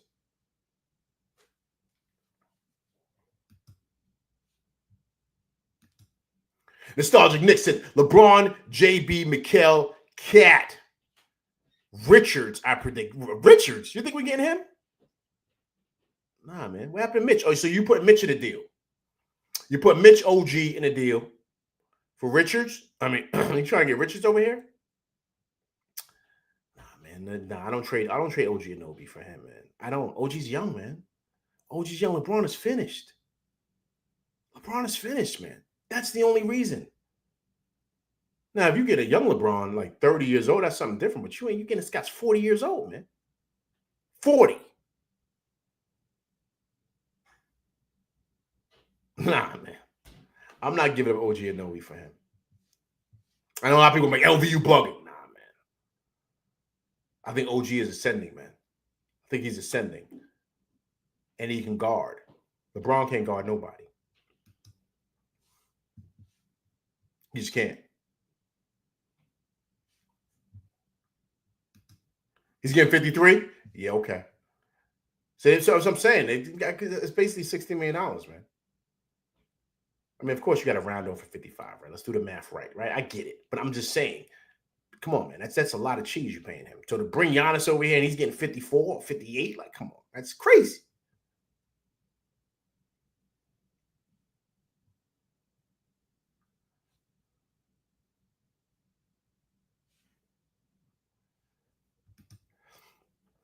Lou Boogie is for sure, man, though. The rotation, switch defenses, right? Tibbs was had out there. What Tibbs had out there, I'm assuming. OG was calling Cat out on the silence. It looked bad. Yeah, that's all. But Lou Boogie, man, that's coaching, man. That's coaching. People get upset about Cat doing what he was doing or messing up. Yo, man, but you know his limitations, man. You got to make sure he's in a position to where you got to put him in a situation where he's gonna excel. And defensively, he may not be best at in that pick and roll defending whatever. You got to find ways to hide him, man. That's why you get paid the bread that you get paid. You understand what I'm saying? So, so once again, I don't, I'm not in the locker room. I don't know. Big shouts to Melo, man. You know what I mean? Like, Melo said it on his show. I don't know if you guys heard him. He mentioned it. He said, yo, man, they was complaining about this before. He said, yo, hold up. Let me see if I can bring it up for you guys real quick, man. Guys got LV thinking here, man. He said it on his show, man. He said it on the show, and I'm going to share it with you guys because that's big what Melo said. And I'm going to bring it up for you guys. Give me like 1 minute. I'm going to pull it up for you guys because I think that this is important, what we talked about.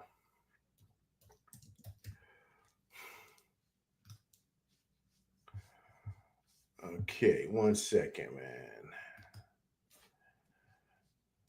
And I thought it was great, man.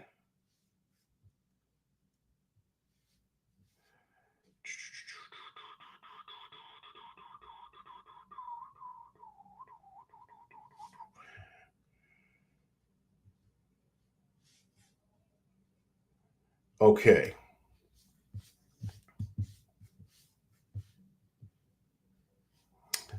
Let me see here. Trying to bring it up here. Guys, be patient with me. Once again, I appreciate everybody coming through, rocking with me, man. I truly do. On this Sunday, man. What time is it? It's getting late, man, but I'm rocking with y'all, man. It's cool, man.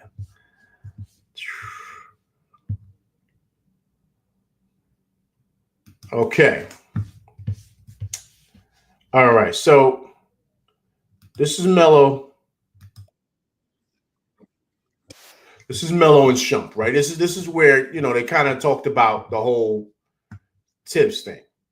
I don't know if you guys saw this, but it was a great breakdown. Great breakdown. And, my guy Lou Boogie, big shouts to him, man. He got me thinking about it because he talked about how it wasn't a good look. And Melo and Shump talk about it, man. They talked about how, the tip stuff and, it's ill, man. We'll kind of talk about it here really quick. Okay. Season of franchise history. No. And is a coach like y'all former teammate, Jason Kidd, the right replacement? To answer the first question, no. And I say that meaning everybody else think that just happened overnight. That ain't just happened overnight. Mm-hmm. That's been the part of the conversation behind the scenes going on. That time during the regular season. And you're analyzing, really scouting Tibbs. The 0-10 record on against top teams. Whatever it all is, that he was stuff. under a microscope for a period of time. So it didn't just happen. Okay. Now you start talking about Tibbs, and let's big Tibbs up for a minute. Of course. Tibbs is an unbelievable coach. One of the greatest basketball minds that this game has ever seen when it comes to strategy, X's and O's, the way he studies the game, the way he coaches the game, right? Let's get that out the way. Mm-hmm. It's like a peak, right? Because what adjustments are you going to make from here on out? You're going to get us here, but what adjustments are you willing to make? What adjustments are you going to make to get it over the hump, to get us over the hump, right? Your bench is a major issue. But everybody knows that. It ain't like this just happened. His bench has always been a major issue. He don't only play 6, 7 guys. He's a loyal guy. He's playing with who he's loyal to. The deeper you go on the run, the more loyal that he's getting to his folks. Yep. Let's be frank. The Knicks need a bench. Yeah, I agree. The Knicks need a bench, bro. Well, people could make the argument that he went to the bench too soon. Bro, I'm not saying that he don't have guys on the bench that can play. Yeah. Should guys play more? Yes, cool. But when you're trying to win, champ, it's a fine line. It's a fine line of adjustments that you have to make. And he just don't make those adjustments when it comes to what's the adjustments that you need to make. See, there you go. Right? So there you go. So Lou Boogie, so that's the thing. Right? So he's gonna talk about the issues and the fights and all that other nonsense. He's gonna talk about that, how he was arguing. But it's those adjustments. It's those things. And I've said this before. I said it on my show when everything happened. I said, yo, he's reached the ceiling, man. He reached the ceiling. He's not going to be able to turn that corner. That's just who he is.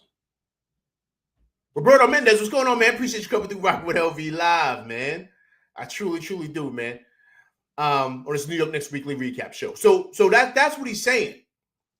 So to your point, rotation, switching defenses, you know what I mean? Like Tibbs had out there, like those are things that he's got to change. He's got, but once again, he's got a ceiling, man.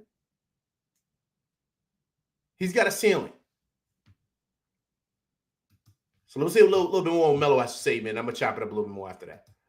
Right? He went with Cat and Mitchell Robinson at the 4-5, which was really, really good. Really, really good. But they don't work together. As far as they not working outside the court, outside the games on like what this could be between us and sit down and understand that, yo, Mitch, when I come here, yo, go. They not, I doubt if they doing that. On top of that, you talk about, you can see that Tibbs being under a microscope all season. Since Mitch came back, they had all season to see how the Cat and Mitch lineups work that we never saw it during the regular season until like they had to go there. You go back to what? What you loyal to. And I'm loyal to my system and what I do and the style that I play. Mitch and Cat is a hell of a 4-5 on anybody's team. You just got to put them in position. So the reason why people saying Cat don't go to the basket enough or he's not attacking the rim is because he's going from half court to the rim. He's dribbling from the top of the key. That's a long run for a nigga who's 7 foot with a size, whatever shoe he wear. You know, I'm not, come on, you laughing at shit. I'm just saying, it's a lot of work for you to get from the top of the key for sure. to the rim. Without you being bumped, without you taking major steps, it's a lot of work. So I'm not saying to cut that out. I'm saying add on to your shit. Right. You know you can shoot the tray, one of the greatest three-point shooting big men that this game has ever seen. Yep. Right? We know when you really want to, you can get down on the post and get to it. But that's what tweaks me out. You got to be consistent with wanting to be down there and get to it. That's the one thing that tweaks me out about. Well, hold on. One more thing before you get to the tweak out.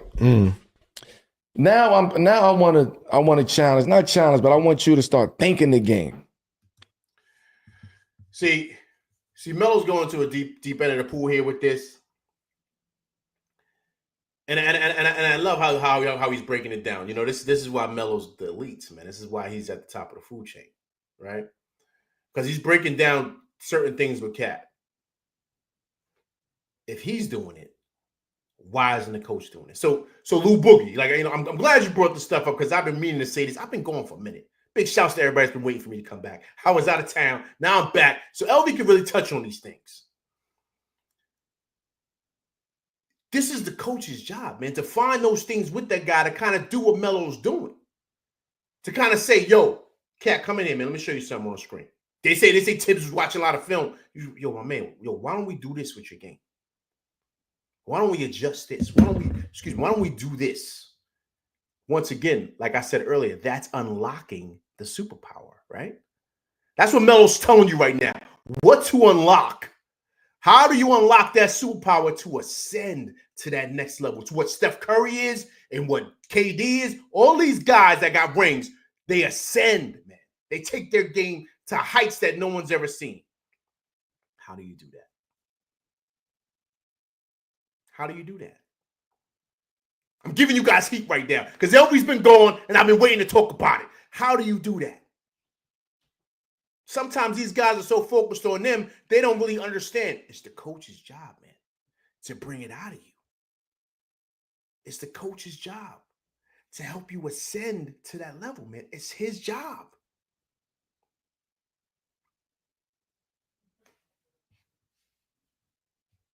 So I think he goes into it right now. I think he goes into it right now with the whole what happened on the bench, right? That was a bad look. Right? Because now here's where the communication comes in at. Yo, you know what? This game right here, yo, we putting them in the pick and roll. Like I understand what the game plan is. Brunson, me and you on this side pick and roll. And if they switch, I'm going to the block. And now it's communication. We shouldn't have to wait for Tibbs to draw that play up. It's if we see that and we know we need a bucket or we know we need the game to slow down, the IQ of the game starts to come in from the guys on the court. So Melo is right, but here's the issue. With those guys coming on late during training camp and not really being able to have, that's why the summer is important, because to Melo's point, that's where they build that camaraderie, to where they understand, yo, this is where Cat likes it. This is where we're going to do. This is the things we've worked on to get this. Now, to his point, we don't need Tibbs to draw up anything. Like, we don't need that. You know what I'm saying? We don't need Tibbs to say, do this, go here. No. We need Tibbs or Mike Brown to bring us in the office and say, yo, instead of doing this, why not try this? Because you're not going to see things on the court that he's going to see. So that's where he comes. He kind of might fix or adjust a couple of things that you're doing wrong. But what Melo's talking about right here is things that are built, believe it or not, through the summer. This is the time right now. When these guys out at Monaco or at Bora Bora or doing whatever, these are the times that they got to kind of figure out times to figure out where they can link up and build these things that Melo's talking about right here.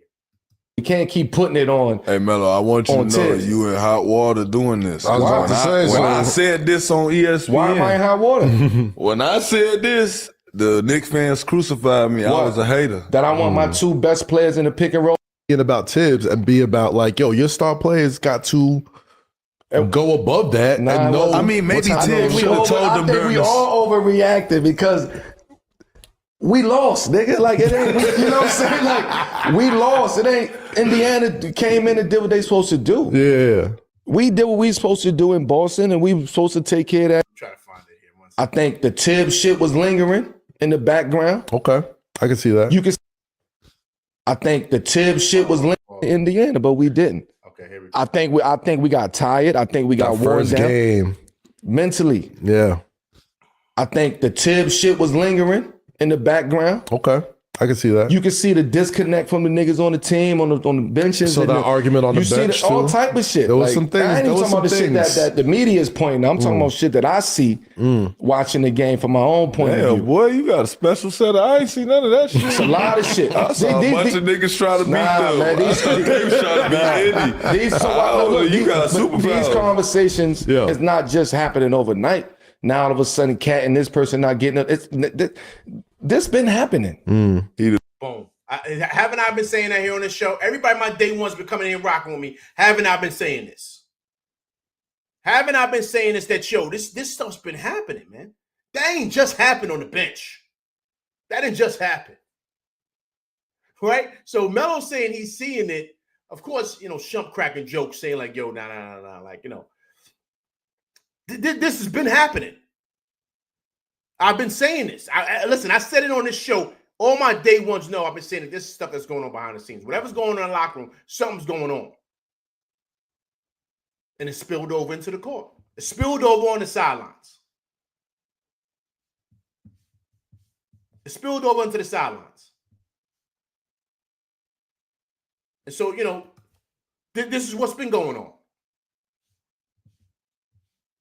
This is what's been going on. So I'm glad that Melo said that. And he said, yo, you think that's, come on. So this is, and like he said, what happened in game one was a lingering thing. There was a lot of things obviously going on, and that's why they broke down the way they did, man. All my day ones that's in here, and I have to say this because you guys know. A team is a representation of the coach. Haven't I said that? A team is a representation of their coach, period. And that's whether you want to play soccer, you want to play tennis, or you want to play football, baseball, basketball, whatever you want to play. Anybody that's played, you know what I'm talking about. A team is a representation of their coach. If you soft, it's going to show. It's going to show if you're a soft coach. If you let these guys do whatever they want, it's going to show. So them guys barking at each other on the bench, that's obviously what's been going on in the locker room and in practice or wherever else.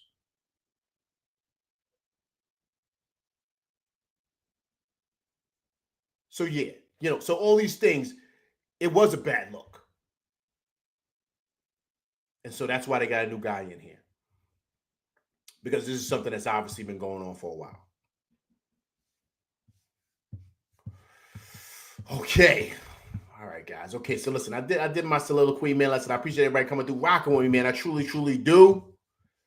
It's truly appreciated, man. It is. So listen, guys, check it out. So yesterday, LV went to the New York Knicks Twitter day, right? If anybody didn't know, big shouts to I Hate Sean. He scheduled this some time back, and you had to get tickets and all that good stuff, and you wanted to go and mingle. So I met him. Big shouts to I Hate Sean. Big shouts to Nickinator. He was there. Really cool dude. First time meeting him. Big shouts to Thanos Tony. I met him. He's awesome. Big shouts to, of course, JD. I've known him for a minute now. So big shouts to him, CP, the whole crew. I met them. Excuse me. Also, big shouts to my man Jay Nicky. I met him. A couple other dudes. But it was great, man. It was great kind of being around. Oh, Jeff Johnson, of course, GMAC. Big shouts to him and Knicks Film School. Big shouts to those dudes. They do great things. Everybody, I'm sure, has seen their stuff. Big shouts to GMAC. Met him as well. So it was awesome, man. The atmosphere was amazing. Of course, Ben Stiller came out there. So it was great, man. It was great to see. And there was a tournament that happened. I'll bring it up right here. Big shouts to Knicks Fan TV, man. They won it yesterday. I'm going to bring it up and show you the clip that I have.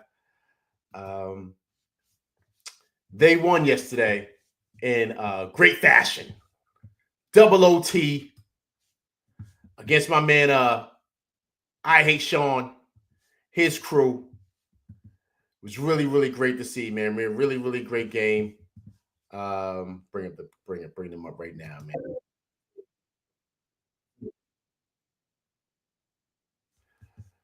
Big shouts to my man JD. He played. He had a big shot yesterday too, man. Big shouts to JD, man. He had a big shot. They needed that. So yeah, give me 1 second. Show you the champs. But it was a great day, man. Great day. Everybody, it was cool, man. Mr. Hudson 87, man. Appreciate you coming through Rock with LV Live. If you haven't subscribed to the channel, please subscribe to the channel, Mr. Hudson. But I appreciate you coming through Rock with me. So, yeah, it was good. It was like a tournament. You know what I'm saying? It was a tournament, so everybody had their team. It was team Nickinator. He had his team. T Mills. Big shout to her. She got coach.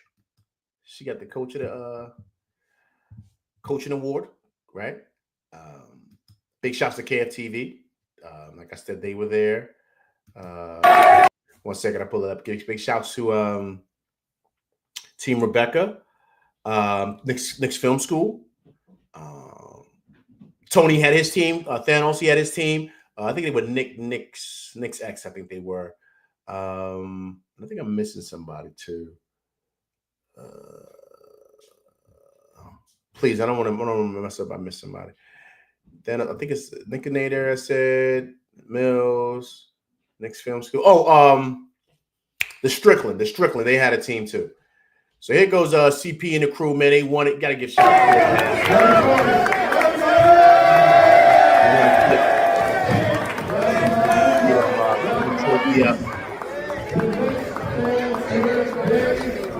Great day, man. Great day. Great day. Knicks team, and I love it.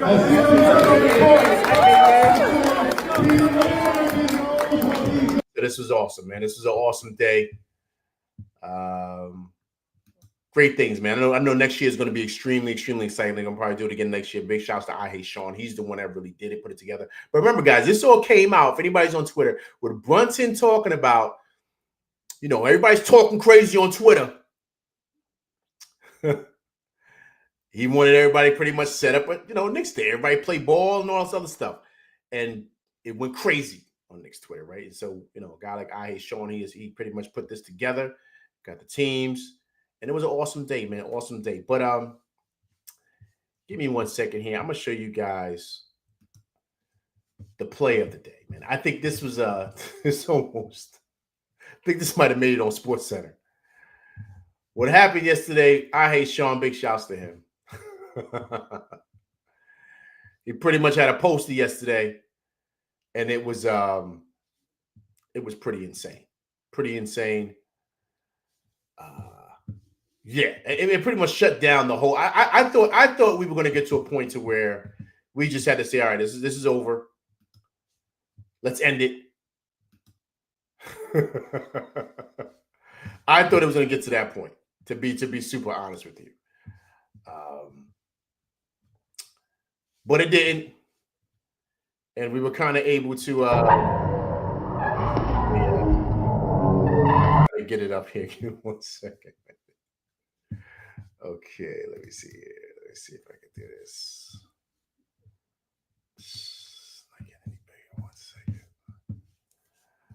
All right. I'm trying to get it to a good size to where you guys could see it. Okay, 1 second here.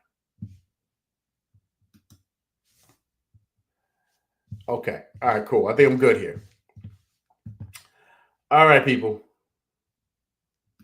Okay. So let me share the screen with you guys. So this was the play of the day. Okay, this is the play of the day. This changed everything. Everything. This changed everything. You see right here, hey guys, take a look right here. Look at LV right there in the corner. You see me right there with the hat to the back. Nick Jeff Johnson, big shouts to him. I met him as well. You saw my man right here. He was just, I forget his name. He was just talking with Melo. He was there.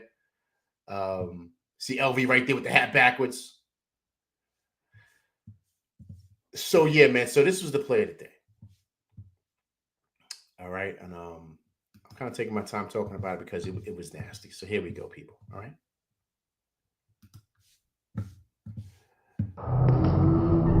So I'm gonna turn the sound off. All right, let's just watch. Slow motion, of course, for drama. And this was I Hate Sean. Insane.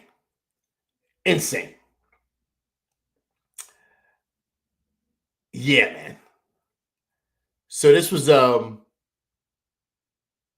that's not me, Disco. That's not me. I'm in the stands. So this was I Hate Sean. Just exploded the building. The building exploded. I mean, we had to stop for like 10, 15 minutes, man. I mean, it was going to say guys are falling all on the court.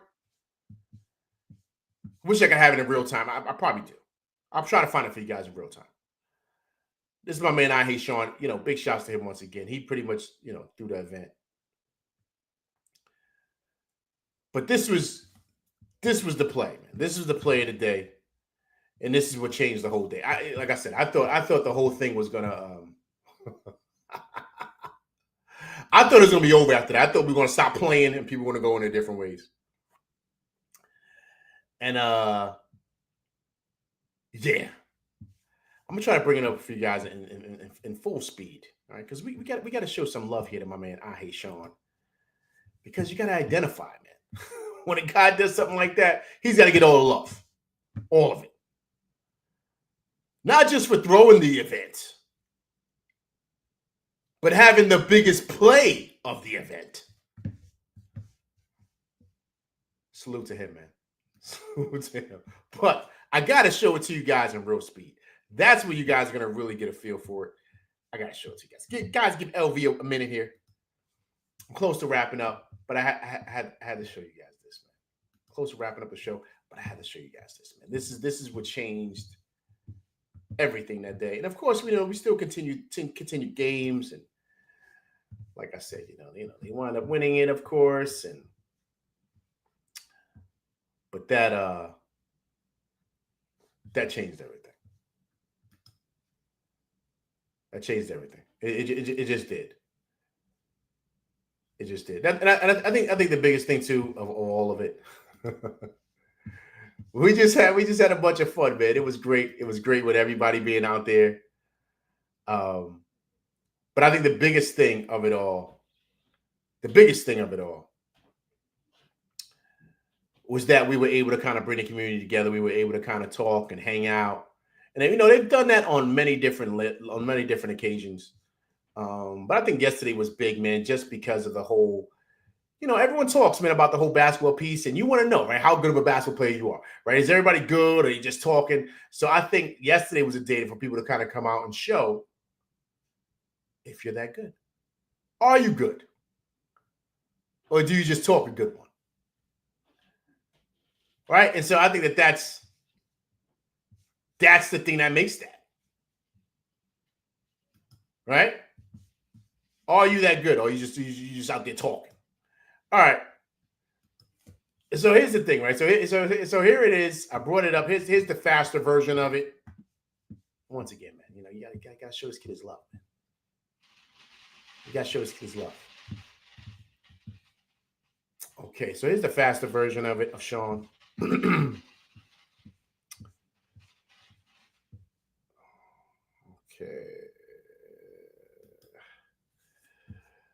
This rover says just set the playback speed higher. No, big task. I mean, this rover. No. You got to see it real time version. This is what it was. LV sitting right there. I'm on the opposite side. This is what it looked like in real time.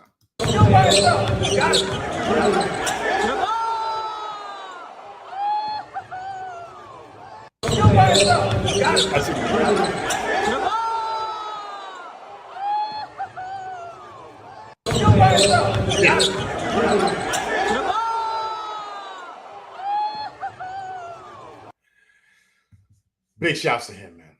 Big time move. Especially for the guy that threw the event, man. Big time. Big time for him, man.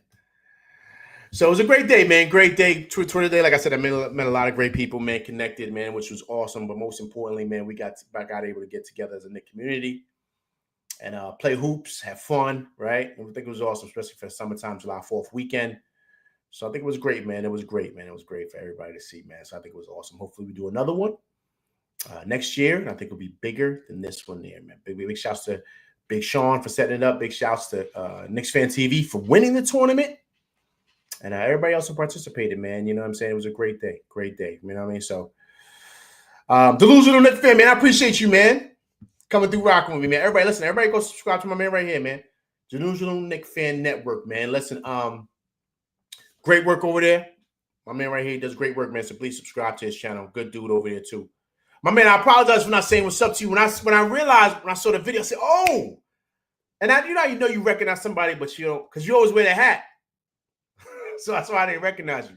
But big shouts to you, man. I appreciate you. He was out there playing as well. I forget what team you played on. But, yeah, it was a great event, man. Great event. So, well, listen, that's my show. I appreciate everybody coming through, rocking with LV Live tonight. Please hit that like, share, subscribe button. Hit that like button. Hit that like button. All right. Also, too, if it's your first time coming through, rocking with me and my crew, please subscribe to the channel. But I appreciate you guys coming through, rocking with me. I've been talking so long, losing my voice, man. But listen, I appreciate everybody. Great week for the Knicks. So now we got to get ready for Summer League, see what that team looks like, and kind of take it forward, get ready for the season, man. But I think we got big things coming up going forward for us, man. So we just got to continue to watch these young guys develop, see what Mike Brown does, and I'll be coming to you with more stuff going forward, man, to see exactly what we do going forward as this team prepares and gets ready for the 2025-2026 season. All right, listen, people, that's my show, and I'm LV Live, and I'm out of here, people. Peace.